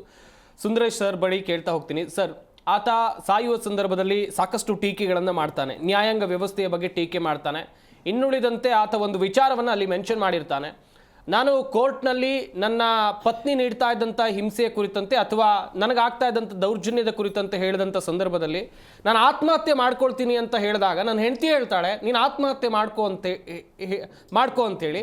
ಆಗ ಜಡ್ಜ್ ಕೂಡ ಹೇಳ್ತಾರೆ, ಅದಕ್ಕೆ ನಗಾಡ್ತಾರೆ, ಈ ಇಬ್ಬರ ಕಾನ್ವರ್ಸೇಷನ್ ನೋಡಿ ನಗಾಡ್ತಾರೆ ಅನ್ನೋದಾಗಿ. ಈ ಎಲ್ಲ ವಿಚಾರಗಳನ್ನು ನೋಡ್ತಾ ಹೋದಾಗ ನಿಮ್ಗೆ ಏನು ಅನ್ಸುತ್ತೆ? ಅಲ್ಲ, ಅಡ್ವೊಕೇಟ್ಗಳು ಹೇಳ್ದಂಗೆ ಸರ್, ಫಸ್ಟ್ ಆಫ್ ಆಲ್ ಮನಸ್ಥಿತಿ ಹೆಂಗಿರುತ್ತೆ ಅಂತ. ಇವಾಗ after all even A judge is also A human being, ನಾವು ಅದನ್ನ ಅರ್ಥ ಮಾಡ್ಕೋಬೇಕು. ಅವ್ರು ಆವತ್ತಿನ ದಿನ ಮನೆಯಿಂದ ಹೊರಟಾಗ ಅವ್ರಿಗೆ ಏನೇನು ಘಟನೆಗಳು ನಡೆದಿತ್ತು ಏನು ಕತೆನೋ, ಅವ್ರೇನು ಜಡ್ಜ್ಮೆಂಟ್ ಕೊಡಬೇಕು ಅಂತಂದಾಗ ಅವ್ರೇನು ಯಾವುದೋ ಒಂದು ರೂಮಲ್ಲಿ ಕನ್ಫೈನ್ಡ್ ಆಗಿರಲ್ಲ. ಬಂದಿದ್ದ ಕೂಡಲೇ ಇದನ್ನ ಕೇಸ್ ಕೇಳ್ಬಿಟ್ಟು ಮಾತ್ರ ಬರಲ್ಲ. ಅವರು ಬೆಳಗ್ಗೆ ಸ್ನಾನ ಮಾಡಿ ಪೂಜೆ ಮಾಡ್ಕೊಂಡು ಏನೇನು ಮಾಡ್ಕೊಂಡು ಬಂದಿರ್ತಾರೋ ದೈನಂದಿನ ಚಟುವಟಿಕೆಯಲ್ಲಿ ಭಾಗವಹಿಸ್ಕೊಂಡೇ ಅವ್ರು ಬಂದಿರ್ತಾರೆ. ಅವ್ರ ಮನೇಲಿ ಏನೇನು ಪ್ರಾಬ್ಲಮ್ ಇರುತ್ತೋ ಗೊತ್ತಿರೋಲ್ಲ ನಮಗೂ. ಸಿ ಒಬ್ಬರು ಆ ಜಡ್ಜ್ಮೆಂಟ್ ಅಥವಾ ಆ ಜಡ್ಜಲ್ಲಿ ಕೂತಿರ್ಬೇಕಾದ್ರೆ ಸ್ಥಾನಕ್ಕೆ ಅದು ಗೌರವ ಕೊಡಬೇಕು ಅನ್ನೋದು ಅವ್ರಿಗೂ ಬೇಸಿಕ್ ತಿಳುವಳಿಕೆ ಇರಬೇಕಾಗಿತ್ತು. ನಕ್ಕಿರೋದು ಮಾತ್ರ ತುಂಬಾ ಅದು ಅಸಹ್ಯವಾದ ಸಂಗತಿ ಅಂತ ನನ್ನ ಪ್ರಕಾರ ಅನಿಸುತ್ತೆ. ಯಾಕೆಂದರೆ ಓಪನ್ ಆಗಿ ಸ್ಟೇಟ್ಮೆಂಟ್ ಕೊಟ್ಟಿದ್ದಾರೆ, ಪಾಪ ಅವ್ರು ನಕ್ಕಿದ್ದಾರೆ ಅಂತ. ಒಂದು ಜಡ್ಜ್ಗೆ ಇರಬೇಕಾಗಿದ್ದ ಘನತೆ ಗೌರವ ಎರಡೂ ಆ ಪರ್ಟಿಕ್ಯುಲರ್ ಜಡ್ಜ್ಗೆ ಇಲ್ಲ ಅಂತ ನನ್ನ ಪ್ರಕಾರ ಒಂದು ಅನಿಸುತ್ತೆ. ಎರಡನೇದು, ಇವರೇ ಕಾನೂನು ಪ್ರಕಾರ ಹೇಳ್ತಾರೆ ಎಷ್ಟೊಂದು ಸತಿ 99 ನಿರಪರಾಧಿಗಳು ಬಿಟ್ಟರು ಪರವಾಗಿಲ್ಲ, ಒಬ್ಬ ನಿರಪರಾಧಿಗೆ ಅಪರಾಧ ಆಗಬಾರ್ದು ಅಂತ ಹೇಳ್ತಾರೆ. ಮೇಡಮ್ ಹೇಳ್ದಂಗೆ 98 ಜನ ಇದಲ್ಗೆ ಡೌರಿಲಿ ಇದು ಕೊಟ್ಟು ಏನೋ ಡೌರಿ ಹರಾಸ್ಮೆಂಟ್ ಕೇಸ್, ಇದು ಡೌರಿ ಹರಾಸ್ಮೆಂಟ್ ಮಾಡಿ ಅವ್ರಿಗೆ ಶಿಕ್ಷೆ ಆಗಲಿ ಸರ್. ಇನ್ನು 2% ಬಗ್ಗೆ ನಾವು ಯೋಚನೆ ಮಾಡೋಣ. ಇಬ್ಬರು ಏನೂ ಮಾಡದೆ, ಡೌರಿ ಹರಾಸ್ಮೆಂಟ್ ಏನೂ ಮಾಡದೆ ಅವ್ರಿಗೂ ಶಿಕ್ಷೆ ಆಗುತ್ತೆ ಅಂತಂದ್ರೆ ನಮ್ಮ ಕಾನೂನು ಸುವ್ಯವಸ್ಥೆಯಲ್ಲಿ ಏನೋ ಒಂದು ಪ್ರಾಬ್ಲಮ್ ಇದೆ, ಏನೋ ಒಂದು ಲೋಪ ಇದೆ ಅಂತಾನೆ ನಮ್ಗೆಲ್ರಿಗೂ ಆಸ್ ಎ ಕಾಮನ್ ಸಿಟಿಸನ್ ನನಗೆ ಅರ್ಥ ಆಗೋದು. ಇನ್ನೊಂದೇನು ಅಂತಂದ್ರೆ, with due respect to both the ladies sitting here, sir, ಇವತ್ತಿನ ದಿನ ಕಾನೂನನ್ನ ಈ ಪರ್ಟಿಕ್ಯುಲರ್ ಸೆಕ್ಷನನ್ನು ನಾನೇ ಕಂಡಂಗೆ ನನಗೆ ಗೊತ್ತಿರೋಂಗೆ ಒಂದು 7-8 ಕೇಸ್ಗಳಲ್ಲಿ ಹುಡುಗಿ ಅವರಪ್ಪ ಅವರಮ್ಮ ಇದನ್ನ ಒಂಥರ ದಂಧೆ ಥರ ಮಾಡ್ಕೊಂಡ್ಬಿಡ್ಯಾರೆ. ಅಂದರೆ ಹುಡುಗನ್ನ ಮುಂದ್ಗಡೆ ಇಟ್ಕೊಳ್ಳೋದು, ಮದುವೆ ಮಾಡಿಸೋದು, 2-3 ತಿಂಗಳಿಗೆ ವಿನಾಕಾರಣ ಅಲ್ಲಿ ನಿಮಗೆ ಡೈವರ್ಸ್ ಕೊಡೋಂಥ ಯಾವುದೇ ಒಂದು ಕಾರಣಗಳು ಕೂಡ ಇರಲ್ಲ. 60 ದಿನ 90 ದಿನ ಇರ್ತಾರಲ್ಲ, ಅಲ್ಲಿ ಹುಡುಕಿದ್ರು ನಿಮಗೆ ಡೈವರ್ಸ್ ಕೊಡೋಂಥ ಕಾರಣ ಏನೂ ಸಿಗಲ್ಲ. ಏನೋ ಒಂದು ರೀಸನ್ ಹುಟ್ಟಾಕೊಂಡ್ಬಿಟ್ಟು they go for family court. ಇಲ್ಲೇನಾಗಿರುತ್ತೆ, ಎಲ್ಲ ಸಂಸ್ಕಾರದಲ್ಲಿ ಬೆಳ್ಕೊಂಬಂದಿರ್ತಾರೆ. ಇವ್ರಿಗೆ first of all police court ಕಚೇರಿ ಅಂತಂದರೆ ಫಸ್ಟ್ ಆಫ್ ಆಲ್ ನರ್ವಸ್ ಆಗಿಬಿಡ್ತಾರೆ. ಏನೋ ಬೇಡಪ್ಪ out of the court settlement ಮಾಡ್ಕೊಂಬೋಣ, ಸುಮ್ಮನೆ ಯಾಕೆ 5 ವರ್ಷ 6 ವರ್ಷ ಕೋರ್ಟ್ಗಳಲ್ಲಿ ಅಲಿಬೇಕು, ತಿರ್ಗಾ ಮಂತ್ಲಿ ಮೇಂಟೆನೆನ್ಸ್ ಕೊಡಬೇಕು, ಆಮೇಲೆ ಅಲ್ಯೂಮಿನಿ ಕೊಡಬೇಕು, ಇದೆಲ್ಲ ಅದ್ರ ಬದಲು ಒಂದ್ಸತಿ out of the court settlement ಮಾಡ್ಕೊಂಬೋಣ, ಯಾಕೆ ಇದೆಲ್ಲ ಜಂಜಾಟದಲ್ಲಿ ಬೀಳಬೇಕು ಅಂತ ಹೇಳಿ ಮಾಡ್ತಾರೆ. ಹೊರಗಡೆ ಹೋಗ್ತಾರೆ, ಶುರು ಮಾಡ್ತಾರೆ, ನಾನು ಮದುವೆಗೆ ಇಷ್ಟು ಖರ್ಚು ಮಾಡಿದ್ದೀನಿ. ಏನು ನಮ್ಗೇನು ಲೆಕ್ಕ ಕೊಟ್ಟಲ್ವಲ್ಲ ಸರ್ ಅವರು.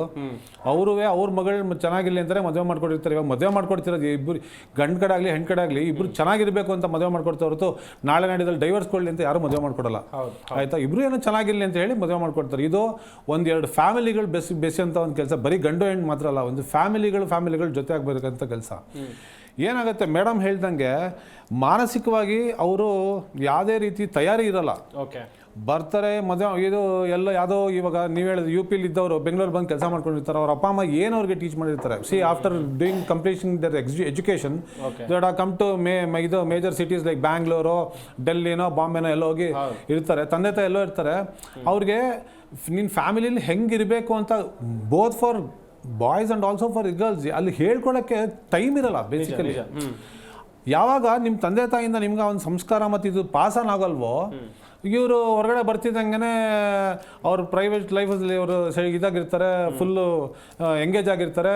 Once they go into the marriage ರಿಲೇಷನ್ಶಿಪ್ಗೆ ಹೋದಾಗ ಬೇಸಿಕಲಿ ಅವ್ರಿಗೆ ಹೊಂದಾಣಿಕೆ ಹೆಂಗೆ ಮಾಡ್ಕೋಬೇಕು ಫ್ಯಾಮಿಲಿ ಜೊತೆ ಅಂತಲೇ ಗೊತ್ತಿರಲ್ಲ ಅವ್ರಿಗೆ. So that it self will be A biggest loop. ಇವ್ರ ಮೇಲೆ ಇವರ ಸ್ವಂತ ತಂದೆ ಅಣ್ಣ ತಮ್ಮ ಅಕ್ಕ ತಂಗಿರ ಜೊತೆ ಬೆಳ್ಕೊಂಬಂದಿದ್ರೆ ಸ್ವಲ್ಪ ಅದು ಚಿಕ್ಕ ವಯಸ್ಸಿಂದ ಅದೊಂದು ಫೀಲ್ ಇರುತ್ತೆ. ನೀವು ಇಬ್ಬರೇನೋ ಬೆಳ್ಕೊಂಬಂದ್ಬಿಟ್ಟು ಸಡನ್ ಆಗಿ when you enter into a marriage relationship it is very difficult. ಯಾವ ಹುಡುಗನಿಗೆ ಆಗಲಿ ಬಟ್ ಏನಾಗುತ್ತೆ, ಹುಡುಗನ ಮನೇಲಿ ಇರೋದ್ರಿಂದ ಅವ್ರ ಅಪ್ಪ ಅಮ್ಮನ ಜೊತೆ ಇರ್ತಾನೆ, ಹುಡುಗಿ ಮಾತ್ರ ಮನೆಗೆ ಬರ್ತಾಳೆ. ಸೊ ಅಲ್ಲಿ ಇವನಿಗೆ ಅಡ್ಜಸ್ಟ್ ಮಾಡ್ಕೊಳ್ಳೋ ನೇಚರ್ ಇರುತ್ತೆ. ಬಟ್ ಆ ಹುಡುಗಿಗೆ ಬಂದಾಗ ಹುಡುಗ ಕೂಡ ಫಸ್ಟ್ 3-4 months ಇಲ್ಲ ಟು ಸಬ್ಸಿಡೈಸರ್ ಹೇಳ್ಬಿಟ್ಟು ಸ್ವಲ್ಪ ನೀಟಾಗಿ ಆರಾಮಾಗಿ ಇರಮ್ಮ, ಏನು ಯೋಚನೆ ಮಾಡಬೇಡ, ನಾವೆಲ್ಲ ಇದ್ದೀವಿ ಅಂತೆಲ್ಲ ಹೇಳಿ ಆ ಧೈರ್ಯ ತುಂಬಿಟ್ಟು ಕೆಲಸ ಮಾಡಿದ್ರೆ ಸ್ವಲ್ಪ ಮ್ಯಾರೇಜ್ ಮುಂದಕ್ಕೆ ಹೋಗುತ್ತೆ. ಬರೋ 3 ತಿಂಗಳಲ್ಲೇ ಸರ್ ಶುರು ಮಾಡಿಬಿಟ್ಟಿರ್ತಾರೆ ಈ ಥರ ಮನೆ. ಇವ್ರು ಮೇಡಮ್ ಹೇಳ್ದಂಗೆ ಮನೆ ಬೇರೆ ಮಾಡಬೇಕು. ಏನು ಅರ್ಥ ಮಾಡ್ಕೊಂಡಿರ್ತಾರೆ ಸರ್, ಆ ಮನೆಯಿಂದ ಈ ಮನೆಗೆ ಬಂದಮೇಲೆ ನಿಮಗೆ ಒಬ್ಬ ಮನುಷ್ಯ ಆಗಿ ಬೆಳಗ್ಗೆ ಹೋಗ್ತಿರ್ಗ ಸಾಯಂಕಾಲ ಬಂದಿರ್ತೀರ ಕೆಲಸಕ್ಕೆ, ಮನೇಲಿ 2 hour 3 hours ಸ್ಪೆಂಡ್ ಮಾಡಿರ್ತೀರ. ನಿಮ್ಮ ಅತ್ತೆ ಮಾವನ ಏನು ಅಂತ ನೀವು ಅರ್ಥ ಮಾಡ್ಕೊಂಡಿರ್ತೀರ. ಏನೋ ಒಂದು 6 ತಿಂಗಳು 1 ವರ್ಷ 2 ವರ್ಷ ನೋಡ್ಬಿಟ್ಟು ಆಮೇಲೆ ನೀವೇನೋ ಡೈವರ್ಸ್ಗೆ ಅಪ್ಲೈ ಮಾಡ್ತಿದ್ದೀವಿ ಅನ್ನೋದಾದರೆ ಹೌದು, ಏನೋ they have undergone some mental ಇದು ಪ್ರೆಷರು ಮತ್ತು ಇನ್ನೊಂದೇನಕ್ಕೋ ಇದು ಮಾಡಿರ್ಬೋದು. 2 ತಿಂಗಳು 3 ತಿಂಗಳು 4 ತಿಂಗಳಿಗೆಲ್ಲ ಓಡೋಗ್ತಾರೆ ಸರ್. ಓಡೋಗ್ತಿದ್ದಂಗೆ ಇದು ಲಾಯರ್ ಕೇಳಿಂದ ಇದು ಬರುತ್ತೆ, ಇದು ಕಾಲ್ ಬರುತ್ತೆ. ಏನು ಅಂತಂದರೆ ಬಂದ್ಬಿಡಿ out of the court settlement. ಏನು ನಾವು ಮಗಳಿಗೆ ಮದುವೆ 40 ಲಕ್ಷ ಮದುವೆ ಖರ್ಚು ಮಾಡಿದ್ದೀವಿ, ನಮ್ಗೆ 40 ಲಕ್ಷ ಕೊಟ್ಬಿಡಿ, ಬಿಟ್ಬಿಡ್ತೀವಿ. ಇದು ಪ್ರತಿಯೊಂದು ಮೇಜರ್ ಸಿಟೀಸಲ್ಲೂ ನಾವು ನೋಡಿದಂಗೆ it has been a very commonly used weapon as of now. ಇದೇ ನಿಮ್ಗೊಂದು 10 ವರ್ಷದಿಂದ ಹೋಗ್ತಿರ್ಲಿಲ್ಲ. ಥರ ಕೇಳಿದ್ರು. ನಮಗೆ ಒಬ್ರು ಗೊತ್ತಿರೋ ರಿಲೇಷನ್ಗೆ ಒಂದು ಪ್ರಾಬ್ಲಮ್ ಆಗಿತ್ತು. ಆ ಹುಡುಗಿ ಜಾಬಲ್ಲಿ ಇದ್ಲು, ಆ ಹುಡುಗ ಬೇರೆ ಕಡೆಗಿದ್ದ. ಮದುವೆ ಆದಾಗ ಎಂಗೇಜ್ಮೆಂಟ್ ಆದಾಗ ಗೊತ್ತಿತ್ತು ಹುಡುಗಿ ಟ್ರಾನ್ಸ್ಫರ್ ಆಗ್ತಿದ್ದಾಳೆ ಡೆಲ್ಲಿಗೆ ಅಂತ. ಅಲ್ಲಿವರೆಗೆ ಸುಮ್ಮನೆ ಇದ್ರು. ಅವಳು ಟ್ರಾನ್ಸ್ಫರ್ ಆಗಿ ಬರೋ ಅಷ್ಟೊತ್ತಿಗೆ ಹುಡುಗಿ ಜಾಬ್ ಬಿಡು ಅಂತ ಏನೋ ಪ್ರಾಬ್ಲಮ್ ಮಾಡಿದ್ರು. ಡೈವರ್ಸ್ಗೆ ಅಂತ ಅಪ್ಲೈ ಮಾಡಿದ್ದಾರೆ. ಬಟ್ ಏನಾಗುತ್ತೆ ಅಂದರೆ ನೀವು ಹೇಳ್ದಂಗೆ ಡೈವರ್ಸ್ ಮಾಡ್ಲಿಕ್ಕೂ ಈಸಿ ಇಲ್ಲ ಸರ್ ಅದು. ಆಮೇಲೆ ಲಾಯರ್ ಫೀಸ್ಗಳೆಲ್ಲ ತುಂಬ ಕಷ್ಟ ಆಗುತ್ತೆ. ಆಮೇಲೆ ಭ್ರಷ್ಟಾಚಾರನೂ ಇದರಲ್ಲಿ ತುಂಬ ಇದೆ, ಇಲ್ಲ ಅಂತಾನೂ ಇಲ್ಲ. ಇದು ಇವ್ರು ಹೇಳ್ದಂಗೆ ಆಮೇಲೆ ಏನಾಗುತ್ತೆ, ಹುಡುಗಿಯರಿಗೆ ಬಂದಾಗ ಅವ್ರಿಗೆ ಬೇಕಾಗಿರೋ ನ್ಯಾಯನೂ ಸಿಕ್ಕೋದಿಲ್ಲ, ಹುಡುಗಿರಿಗೂ ಸಿಕ್ಕೋದಿಲ್ಲ, ಹುಡುಗರಿಗೂ ಸಿಕ್ಕೋದಿಲ್ಲ. ಮೂರ್ತಿ ಸರ್, ಇನ್ನೊಂದು ವಿಚಾರ, ಈಗ ಕೇಸ್ಗೆ ಕೌಂಟರ್ ಕೇಸ್ ದಾಖಲಾಗಿದೆ ಸರ್. ನಿಖಿತಾ ಸಿಂಘಾನಿ ಅಂತೇಳಿ ಅತುಲ್ ವೈಫ್ ಕಡೆಯವರು, ಅವ್ರ ಮೇಲೂ ಕೂಡ ಕಂಪ್ಲೇಂಟ್ ದಾಖಲಾಗಿದೆ. ಮುಂದೆ ಯಾವ ರೀತಿಯಾದಂಥ ಕಾನೂನು ಹೋರಾಟ ಎಕ್ಸ್ಪೆಕ್ಟ್ ಮಾಡ್ಬೋದು ಸರ್ ಈ ಕೇಸ್ನಲ್ಲಿ? ಸಮಾಜದಲ್ಲಿ ನಡೀತಕ್ಕಂಥ ಅಕ್ರಮಗಳನ್ನ ಕಾನೂನು ಚೌಕಟ್ಟಿಗೆ ಬಂದು ಯಾರು ಈ ಅಕ್ರಮಗಳಲ್ಲಿ ಭಾಗಿಯಾಗಿದ್ದಾರೆ, ಏನು ಸಾಕ್ಷಿ ಆಧಾರಗಳಿದೆ ಸರ್, ಕಂಪ್ಲೇಂಟ್ ಯಾರು ಬೇಕಾದ್ರೂ ಕೊಡ್ಬೋದು. ತನಿಖೆ ಆಗೋ ಸಂದರ್ಭದಲ್ಲಿ ತನಿಖೆಗೆ ಏನು ಎಲಿಮೆಂಟ್ಸ್ ಬೇಕು, ಒಬ್ಬರ ಶಿಕ್ಷಣ, ಒಬ್ಬನ ಮೇಲೆ ಚಾರ್ಜ್ ಶೀಟ್ ಫೈಲ್ ಮಾಡೋಕ್ಕೆ ನೋಡಿ ಸರ್, ಈಗ FIR ಫೈಲ್ ಮಾಡೋಕ್ಕೆ ಮೇಲ್ನೋಟಕ್ಕೆ ಕಂಡು ಬಂದು ಸಾಕು. ಮೇಲ್ನೋಟಕ್ಕೆ ಕಂಡು ಬಂದಿದ್ದು ತನಿಖೆ ಹಂತದಲ್ಲಿ ಅದು ಅವನ ಮೇಲೆ ಪ್ರಬಲವಾಗಿ ಅವನ ಮೇಲೆ ಅದು ಏನೋ ಟಚ್ ಆಗಬೇಕು ಅವನ ವಿಚಾರಕ್ಕೆ, ಅವಾಗ ಚಾರ್ಜ್ ಶೀಟ್ ಫೈಲ್ ಮಾಡ್ತಾರೆ ಸರ್. 3 ಸ್ಟೇಜು. ನೀವು ಚಾರ್ಜ್ ಶೀಟ್ ಫೈಲ್ ಮಾಡಿದ್ಮೇಲೆ ಕೌಂಟ್ರ್ ಕೇಸು ಕೌಂಟ್ರ್ ಕೇಸ್ ನಮ್ಮಲ್ಲಿ ಕಾಮನ್. ಇವಾಗ ಪೊಲೀಸರು ಏನು ಗೊತ್ತಾ ಮಾಡ್ತಾರೆ ಸರ್, ಪೊಲೀಸಲ್ಲಿ ಒಂದಿದೆ, ಇಬ್ಬರಿಗೂ ಸಮಾಧಾನ ಮಾಡಬೇಕು ಅಂತ ಕಾನೂನು ಆಗಬೇಕಾದ ಕೆಲಸ ಮಾಡಲ್ಲ. ಯಾರೋ ರಾಜಿ ಅಲ್ಲ, ಅಯ್ಯೋ ರಾಜಿ ಮಾಡೋದಷ್ಟರ ಪುಣ್ಯ. ನೀವು ರಾಜಿ ಬಿಟ್ಬಿಡಿ, ರಾಜಿ ಆಮೇಲೆ ಹೇಳ್ತೀನಿ. ಸುಪ್ರೀಂ ಕೋರ್ಟ್ ಜಡ್ಜ್ಮೆಂಟ್ ರಾಜಿ ಮಾಡಬೇಕು ಅಂತ ಹೇಳಿದ್ದೆ, ಕೌನ್ಸಿಲಿಂಗ್ ಮಾಡಿ ಅಂತ ಹೇಳಿದೆ. ಕೌನ್ಸಿಲಿಂಗ್ ಮಾಡಿ ಕೌಂಟರ್ ಮಾಡಿದ್ದಾರೆ. ಇಂಥ ಲೇಡೀಸು ತಿಳುವಳಿಕೆ ಇರೋ ಲೇಡಿ ಅಡ್ವೊಕೇಟ್ಸ್ಗಳನ್ನ ಅಥವಾ ಸಮಾಜ ಅನುಭವ ಇರೋದನ್ನ ಅಲ್ಲಿ ಕೌನ್ಸಿಲಿಂಗ್ ಮಾಡ್ತಾರೆ. ಏನು ಗಂಡ ಅಂತಲ್ಲಿ ಬರ್ತಕ್ಕಂಥ ಭಿನ್ನಾಭಿಪ್ರಾಯಗಳು 2 ಥರ ಭಿನ್ನಾಭಿಪ್ರಾಯ. ಒಂದು ಬಂದು ಕುಟುಂಬದಿಂದ, ಇನ್ನೊಂದು ಬರೋದು ವೈಯಕ್ತಿಕವಾಗಿ ಬರೋದನ್ನ ಎಲ್ಲದಕ್ಕೂ ಕೌನ್ಸಿಲಿಂಗ್ ಮಾಡ್ತಾರೆ. ಆದ್ರೆ ನೋಡಿ, ಏನು ಕೇಸ್ ಆ್ಯಂಡ್ ಕೌಂಟರ್ ಕೇಸ್ ಇದ್ದಾವೆ. ಈಗ ಇಷ್ಟು ದಿನ ಆತನ ಮೇಲೆ ಹಾಕಿರೋ ಕೇಸೆಲ್ಲ ಸತ್ತೋ. ಆಕೆ ಏನು ಅವಳು ಆ ಹೆಂಡತಿ ಏನು ಸಿಂಗಾನಿಯ ಹೆಂಡತಿ ಏನು ಕೇಸ್ ಹಾಕಿದ್ಲು, ನಿಖಿತಾ ಸಿಂಗಾನಿಯ, ಆ ಕೇಸ್ ಎಲ್ಲ ಸತ್ತು. ಯಾಕೆ ನಮ್ಮಲ್ಲಿ ಕಾನೂನು ಹೇಳುತ್ತೆ ಅಂದರೆ, ಯಾರ ಮೇಲೆ ಏನಾದ್ರು ಕೇಸು ಕೆಲವು ಕೇಸನ್ನ ಕಂಟಿನ್ಯೂ ಮಾಡ್ಲಿಕ್ಕಾಗಲ್ಲ. ಸಕ್ಸೆಸರ್ಸು ಮ್ಯಾರೇಜ್ ಕೇಸ್ ಕಂಟಿನ್ಯೂ ಮಾಡೋಕ್ಕಾಗಲ್ಲ. ಮ್ಯಾರೇಜ್ ಅಂದರೆ ಹಸ್ಬೆಂಡ್ ರಿಲೇಷನ್ಶಿಪ್ಪು ಅಲ್ಲೇ ಸಾಯ್ತು. ಈಗ ಸಮಸ್ಯೆ ಏನು, ಸಿಂಗಾನಿಯಾನು ಸತ್ತೋಗಿದ್ದಾಯ್ತು, ಕೇಸು ಸತ್ತೋದವು. ಆದ್ರೆ ಈಗ ಶಿಫ್ಟ್ ಆಯ್ತು. ಯಾರ ಕಡೆ ಶಿಫ್ಟ್ ಆಯ್ತು ಕಾನೂನು ಪ್ರಕಾರ? ವೈಫ್ ಕಡೆ. ಏನು ಸಿಂಗಾನಿ ನಿಜವಾಗಿ ಆತ್ಮಹತ್ಯೆ ಮಾಡ್ಕೊಂಡು ಸಾಯಕ್ಕೆ ಕಾರಣ ಇವರ ಯಾರು ಅದು ಸಾಕ್ಷಿಗಳು ಕಲೆ ಆಗ್ತಾರೆ ಸರ್. ನಮ್ಮಲ್ಲಿ ಒಂದು ಏನಾಗಿದೆ ಗೊತ್ತಾ ಬೆಂಗಳೂರಿನಲ್ಲಿ ಸರ್, ಈಗ ಮೀಡಿಯಾದವ್ರು ಏನು ಮಾಡ್ತೀರಾ, ಬಿಗಿನಿಂಗಲ್ಲಿ ಅದನ್ನ ಎಲ್ಲ ಚರ್ಚೆ ಮಾಡಿ ಗಮನಕ್ಕೆ ತರ್ತೀರಾ.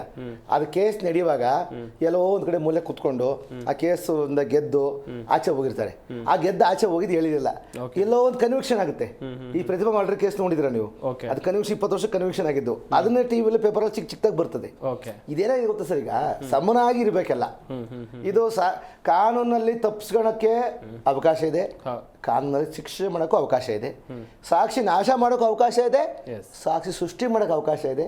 ಇವಕ್ಕೆಲ್ಲ ತಾಂತ್ರಿಕ ಸರ್. ಈಗ ನಮ್ಮ ದೇಶ ತುಂಬ 21ನೇ ಶತಮಾನ, ನಾವು 20-25 ವರ್ಷ ಕಳೆದ್ಬಿಟ್ಟು ಈಗಿದ್ರೂ ಸಹ ನಾವು ಹೆಣ್ಣು ಗಂಡು ಸಮಾನ ಇಲ್ಲ ಅಂತ ಹೇಳ್ತೀವಿ. ಹೆಣ್ಣು ಈಗೂ ಶೋಷಣೆ ಒಟ್ಪಡ್ತಿದ್ದಾಳೆ.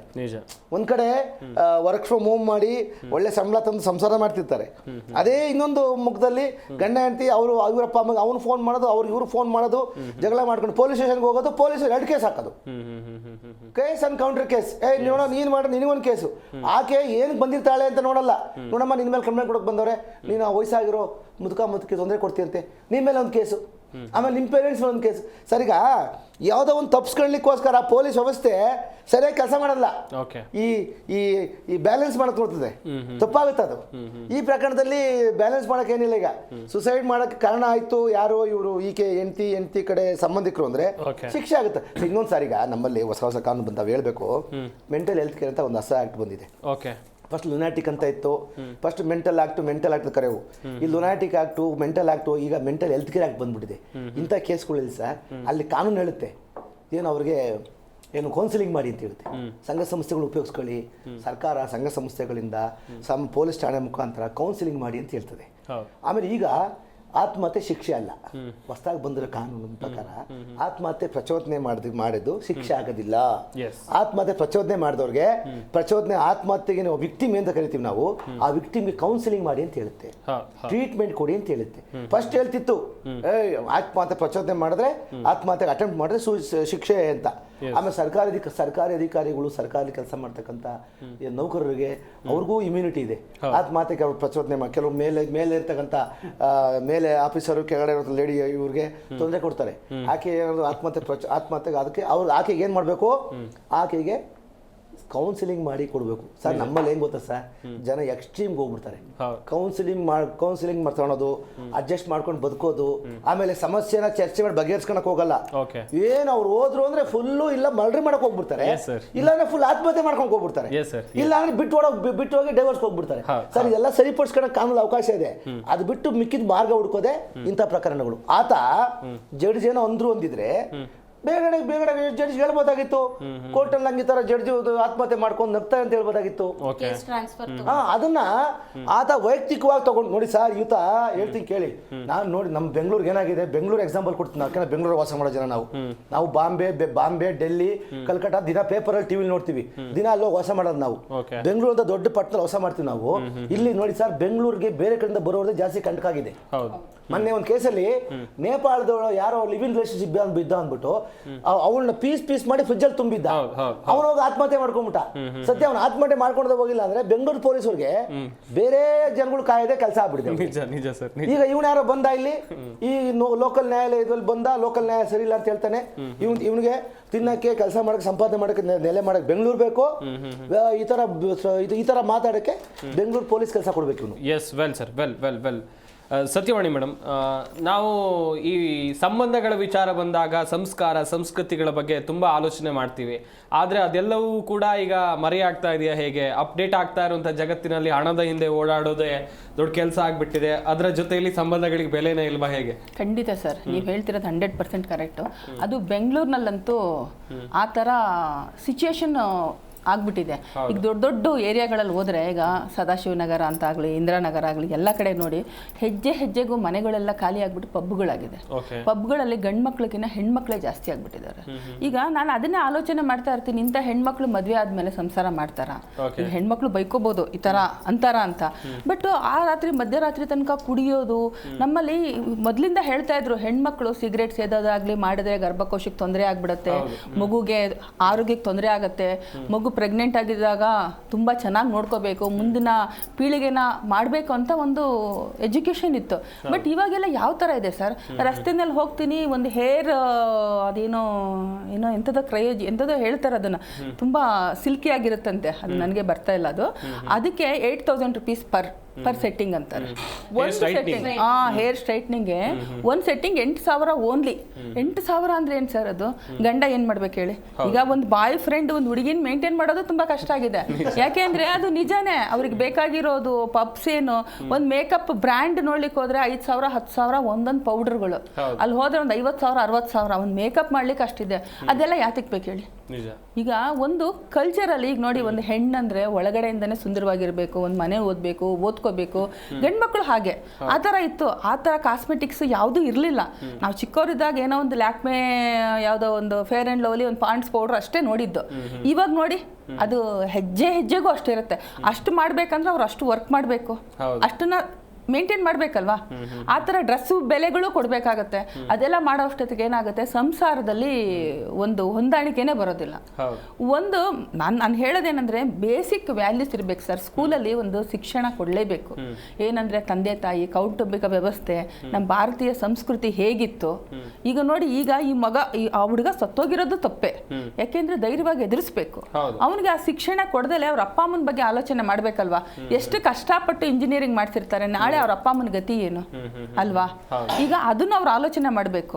ಆ ಹೆಂಡತಿನೂ ಆಲೋಚನೆ ಮಾಡ್ಬೇಕು, ಅವಳಿಗೊಬ್ಬ ಮಗ ಇದ್ದಾನೆ, ನಾಳೆ ಅವ್ರ ಮಗನೂ ಅದೇ ತರ ಮಾಡ್ಬೋದಲ್ವಾ?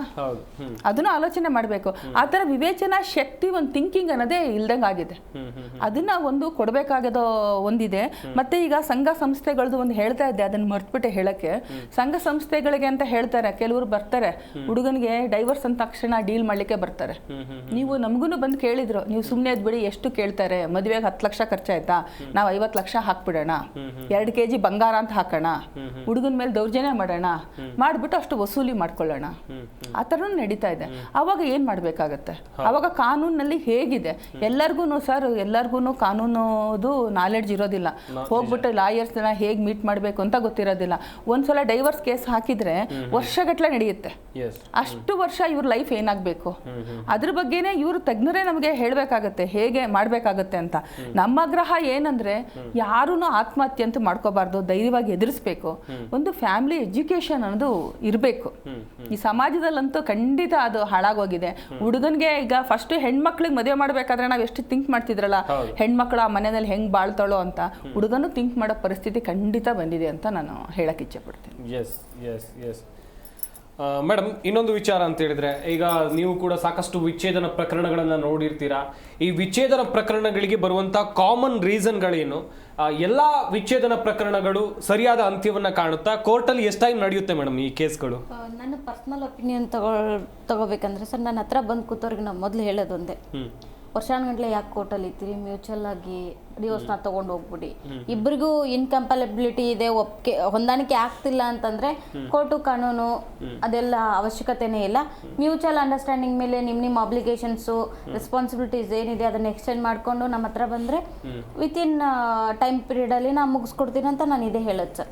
ನನ್ನ ಹತ್ರ ಬರ್ತಕ್ಕಂಥ ಕಂಟೆಸ್ಟೆಡ್ ಡಿವೋರ್ಸಲ್ಲಿ ತುಂಬ ಅನ್ಯಾಯಕ್ಕೊಳಗಾದಂಥ ಹೆಣ್ಮಕ್ಳು ಬರೋದು. ಅದು ನಿಜವಾಗ್ಲೂ ಕೂಡ ಅವ್ರ ಮಾತುಗಳನ್ನ ಕೇಳ್ಕೊಂಡ್ರೆ ನಮ್ಗೆ ಎಕ್ಸ್ಪ್ಲೇನ್ ಮಾಡೋಕ್ಕೂ ಸಾಧ್ಯ ಇಲ್ಲ, ಅಷ್ಟು ಕಷ್ಟದಲ್ಲಿ ಬರ್ತಾರೆ.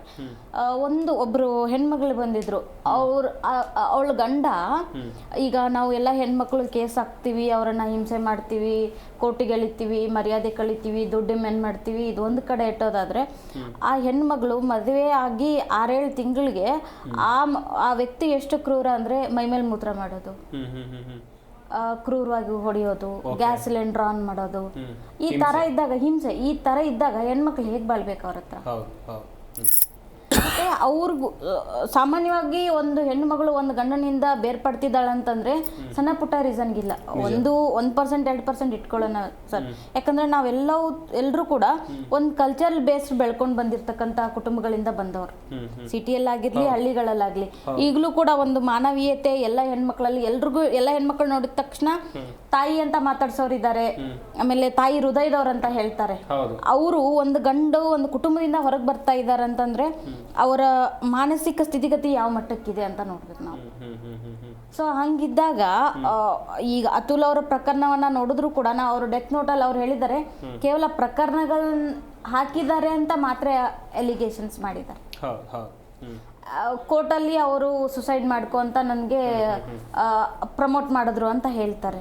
ಸೊ ಈ ಎಲ್ಲ ಎಲಿಗೇಷನ್ಸ್ಗಳನ್ನೆಲ್ಲ ನೋಡಿದ್ರೆ ಸರ್ ನಿಜವಾಗ್ಲೂ ಕೂಡ ಒಳಗಾಗೋರು ಕುಟುಂಬ ಈ ಒಂದು ನಮ್ಮ ಸಮಾಜದಲ್ಲಿ ಹೆಣ್ಮಕ್ಳೇ ಅಂತ ಹೇಳ್ಬೋದು. ವೆಲ್ ಮೇಡಮ್, ವೆಲ್ ಸುಂದರೇಶ್ ಅವರೇ, ಈಗ ಗಂಡು ಮಕ್ಕಳು ಎಜುಕೇಟೆಡ್ ಆಗ್ತಾ ಇದ್ದಾರೆ, ಹೆಣ್ಣು ಮಕ್ಕಳಿಗೂ ಕೂಡ ಸಮಾನವಾದಂಥ ಶಿಕ್ಷಣ ಸಿಗ್ತಾ ಇದೆ. ಎಜುಕೇಟೆಡ್ ಶಿಕ್ಷಣ ವ್ಯವಸ್ಥೆಯಿಂದ ಒಳ್ಳೆಯದು, ಶಿಕ್ಷಣ ಎಲ್ರಿಗೂ ಸಿಗುವಂಥದ್ದು ಒಳ್ಳೆಯದು. ಆದರೆ ಎಜುಕೇಟೆಡ್ ಆಗ್ತಾ ಇರೋದ್ರಿಂದ ಎಲ್ಲರೂ ಕೂಡ ಸ್ವಾವಲಂಬಿಗಳಾಗ್ತಾ ಇರೋದ್ರಿಂದ ಇದು ಕೂಡ ಈ ವಿಚ್ಛೇದನ ಪ್ರಕರಣಗಳಿಗೆ ಕಾರಣ ಆಗ್ತಾ ಇದೆಯಾ? ನೀನಿಲ್ಲ ಅಂತ ಹೇಳಿದ್ರೆ, ನೀನು ಸರಿ ಇಲ್ಲ ಅಂತ ಹೇಳಿದ್ರೆ ಬೇಡ, ನೀನು ನಾನು ಬಿಟ್ಟು ಹೋಗು ಎನ್ನುವಂಥ ರೀಸನ್ಗಳು ಬರ್ತಾ ಇವೆ. ಹೇಗೆ ಸರ್, ಚಿಕ್ಕದಾಗಿ ಹೇಳ್ತಾ ಹೋಗೋದಾದ್ರೆ? ಸರ್ ಖಂಡಿತವಲ್ಲೂ ನೀವು ಹೇಳಿದ 100% ಕರೆಕ್ಟು. ನಾನು ಎಲ್ಲಿಂದ ಸ್ಟಾರ್ಟ್ ಮಾಡ್ತೀನಿ ಅಂದರೆ ಒಂದು 20 years ಬ್ಯಾಕ್ ಇದು ಮೇಲ್ ಡಾಮಿನೇಟೆಡ್ ಸೊಸೈಟಿ, ಎಲ್ರಿಗೂ ಗಂಡು ಮಕ್ಕಳೇ ಬೇಕಾಗಿತ್ತು. ಹೆಣ್ಮಕ್ಳನ್ನ ಭ್ರೂಣದಲ್ಲೇ ಅವರು ತೆಗೆದಾಕ್ಬಿಡ್ತಾ ಇದ್ರು. ಸೊ ಇವಾಗ 20 ವರ್ಷ ಆದ್ಮೇಲೆ ಅದ್ರದ್ದು ಇಂಪ್ಯಾಕ್ಟ್ ಇನ್ನೂ ಜಾಸ್ತಿ ಆಗ್ತಾ ಇದೆ. ಹೆಂಗೆ ಅಂತಂದ್ರೆ proportion between ladies and gents. ಇವಾಗ ಹುಡುಗರು ಎಷ್ಟು ಜನ ಇದ್ದಾರೆ, ಹುಡುಗಿರು ಎಷ್ಟು ಜನ ಇದ್ದಾರೆ. ಇವಾಗ 3 ಜನ ಹುಡುಗಿರಿಗೆ 10 ಜನ ಹುಡುಗರು ಸಿಗ್ತಾರೆ. ಅಂದ್ರೆ 10 ಜನ ಹುಡುಗರಿಗೆ ಇರೋದು 3 ಜನ ಮದುವೆ ಮಾಡ್ಕೊಳಕ್ಕೆ. And at the same time supportive ಆಗಿ ಇವ್ರಿಗೆ ಏನಾಯ್ತು, ಎಜುಕೇಶನ್ ಬಂತು ಹೆಣ್ಮಕ್ಳಿಗೆ. ಒನ್ಸ್ ಯು ಹ್ಯಾವ್ ಫೈನಾನ್ಷಿಯಲಿ ನಿಮಗೆ ಒಂದು ಸಪೋರ್ಟ್ ಸಿಕ್ಕಿದಾಗ ಏನಾಗುತ್ತೆ, ಯುವರ್ ಕಾನ್ಫಿಡೆನ್ಸ್ ಲೆವೆಲ್ ಗ್ರೋಸ್. ಅದು ಪಾಸಿಟಿವ್ ಆಗಿದ್ದಿದ್ರೆ ಚೆನ್ನಾಗಿರೋದು. But in most of the cases that has been to the negative side, inclined ಆಗೋಯ್ತದ. ಏನು ಅಂತಂದ್ರೆ ನೀವೇ ಹೇಳ್ದಂಗೆ ಒಬ್ಬನ ಮದುವೆ ಮಾಡ್ಕೊಳ್ಳೋಣ, ಟ್ರೈ ಮಾಡೋಣ, ನಾನು ಹೇಳಿದ ಪ್ರಕಾರ ನಡ್ಕೊಂಡ್ರೆ ಜೊತೆಗೆ ಇರೋಣ, ಇಲ್ಲಾಂದ್ರೆ ಬಿಟ್ಟಾಕೋ, ನೆಕ್ಸ್ಟ್ ಇನ್ನೊಬ್ಬ ಸಿಗ್ತಾನೆ. ಹುಡುಗ ಆಗಿರ್ಲಿ ಹುಡುಗಿ ಆಗಿರ್ಲಿ, ಹುಡುಗನ್ಗೆ ಇಲ್ವೇ ಇಲ್ಲ ಸರ್, ಆಪ್ಷನ್ ಇಲ್ಲ. ಅವ್ನು ಹತ್ಕೊಂಡ್ಬೇಕಾದ್ರೆ ಇವಾಗ ಕೈ ಕಾಲು ಮಿಡ್ಕೊಂಡು ಇಟ್ಬಿಡ್ತಾನೆ. ಇವಾಗ ಇದು ಆಪ್ಷನ್ ಇಲ್ಲ, ಬರೀ ಹುಡುಗಿರಿಗೆ ಮಾತ್ರ. ಇವಾಗ ಇದು 20 ವರ್ಷದ ಹಿಂದಿನ ಆಗಿರೋ ಇಂಪ್ಯಾಕ್ಟ್ ಇವತ್ತಿನ ದಿನ ಗಂಡು ಮಕ್ಳು ಅನುಭವಿಸ್ತಾ ಇದಾರೆ. ಅವ್ರಿಗೆ ಏನಾಗಿದೆ, ಫೈನಾನ್ಷಿಯಲ್ ಸ್ಟೆಬಿಲಿಟಿನೂ ಬಂತು, ಮಾರಲ್ ಸ್ಟೆಬಿಲಿಟಿ ತಂದೆ ತಾಯಿಗಳ ಕಡೆಯಿಂದ ಇದ್ದೇ ಇರುತ್ತೆ. ಸೊ ಆಪ್ಷನ್ಸ್ ಜಾಸ್ತಿ ಆಯ್ತು, ಡೈವರ್ಸ್ಗಳು ಜಾಸ್ತಿ ಆಯ್ತು. ವೆಲ್ ಮೂರ್ತಿ ಸರ್, ಕೊನೆಯದಾಗಿ ಚಿಕ್ಕ ಪ್ರತಿಕ್ರಿಯೆ ಸರ್. ನೋಡಿ, ಕಾನೂನುಗಳ ದುರ್ಬಳಕೆ ಆಗ್ತಾನೆ ಇದೆ. ಅದರ ಈ ಥರ ಒಂದು ಕೇಸ್ ಆಗ್ತವೆ. ಆದರೆ ನಾವು ಕಾನೂನು ವ್ಯವಸ್ಥೆಯಲ್ಲಿ ನಾವು ಇಂಥ ಪ್ರಕರಣಗಳನ್ನ ತ್ವರಿತವಾಗಿ ವಿಲೇವಾರಿ ಮಾಡಲಿಕ್ಕೆ, ಆಮೇಲೆ ಯಾರು ತಪ್ಪಿಸಿರ್ತಾರೆ ಅವ್ರಿಗೆ ನೇರವಾಗಿ ಶಿಕ್ಷೆ ಕೊಡಬೇಕು. ಆಮೇಲೆ ಇವ್ರು ಹೇಳಿದ್ರಲ್ಲ, ತಪ್ಪು ಮಾಡಿದವ್ರಿಗೆ ಈಗ ಕಾನೂನು ಸಂಕೋಲೆಗೆ ಹೇಳಿದ್ರೆ ಅವನು ಅದಕ್ಕೆ ಆತ್ಮಹತ್ಯೆ ಮಾಡ್ಕೊಂಡ್ಬಿಡ್ತಾನೆ. ಇದೆಲ್ಲ ಕ್ಲಾರಿಟಿ ಬರೋದಕ್ಕ ಸಮಾಜ ಸ್ವಲ್ಪ ಏನು ಅವೇರ್ನೆಸ್ ಕ್ರಿಯೇಟ್ ಆಗಬೇಕು. ವೆಲ್ ಸರ್, ಎಸ್ ಗಮನಿಸಿದ್ರೆ ವೀಕ್ಷಕರೇ, ಬೆಂಗಳೂರಿನ ಟೆಕ್ಕಿ ಅತುಲ್ ಸುಭಾಷ್ ಆತ್ಮಹತ್ಯೆ ಪ್ರಕರಣಕ್ಕೆ ಸಂಬಂಧಿಸಿದಂತೆ ನಮ್ಮ ಈ ಚರ್ಚಾ ಕಾರ್ಯಕ್ರಮದಲ್ಲಿ ಭಾಗಿಯಾದಂತಹ ಅತಿಥಿಗಳು ಸಾಕಷ್ಟು ಮಾಹಿತಿಯನ್ನು ಕೊಟ್ಟರು. KR ಸುಂದರೇಶ್ ಅವರು, RLN ಮೂರ್ತಿ ಅವರು, ಹಾಗೆಯೇ ಸತ್ಯವಾಣಿ ಶ್ರೀಧರ್ ಅವರು, ಮಂಜುಳಾ ಮುನವಳ್ಳಿ ಅವರು, ಎಲ್ಲರಿಗೂ ಕೂಡ ಧನ್ಯವಾದಗಳು ನಮ್ಮ ಈ ಚರ್ಚಾ ಕಾರ್ಯಕ್ರಮದಲ್ಲಿ ಭಾಗಿಯಾಗಿ ಸಾಕಷ್ಟು ಮಾಹಿತಿಯನ್ನು ಕೊಟ್ಟಿದ್ದಕ್ಕಾಗಿ. ಒಟ್ನಲ್ಲಿ ಮಾರತಹಳ್ಳಿಯಲ್ಲಿ ಕೆಲಸ ಮಾಡ್ತಾ ಇದ್ದಂತ ಅತುಲ್ ಸುಭಾಷ್ ಆತ್ಮಹತ್ಯೆ ಕೇಸ್ ದೊಡ್ಡ ಮಟ್ಟದಲ್ಲಿ ಸಂಚಲನಕ್ಕೆ ಕಾರಣ ಆಗ್ತಾ ಇದೆ. ಕಾದ್ ನೋಡೋಣ, ಪೊಲೀಸರು ತನಿಖೆಯನ್ನು ನಡೆಸ್ತಾ ಇದ್ದಾರೆ. ಮುಂದಿನ ಹಂತದಲ್ಲಿ ಯಾವೆಲ್ಲ ವಿಚಾರಗಳು ಬೆಳಕಿಗೆ ಬರುತ್ತೆ ಅಂತೇಳಿ. ಇದಾಗಿತ್ತು ಇವತ್ತಿನ ಚರ್ಚಾ ವಿಷಯ. ನೋಡ್ತಾ ಇರಿ ಜಿ ಕನ್ನಡ ನ್ಯೂಸ್, ಸತ್ಯವೇ ಸುದ್ದಿಯ ಜೀವಾಳ.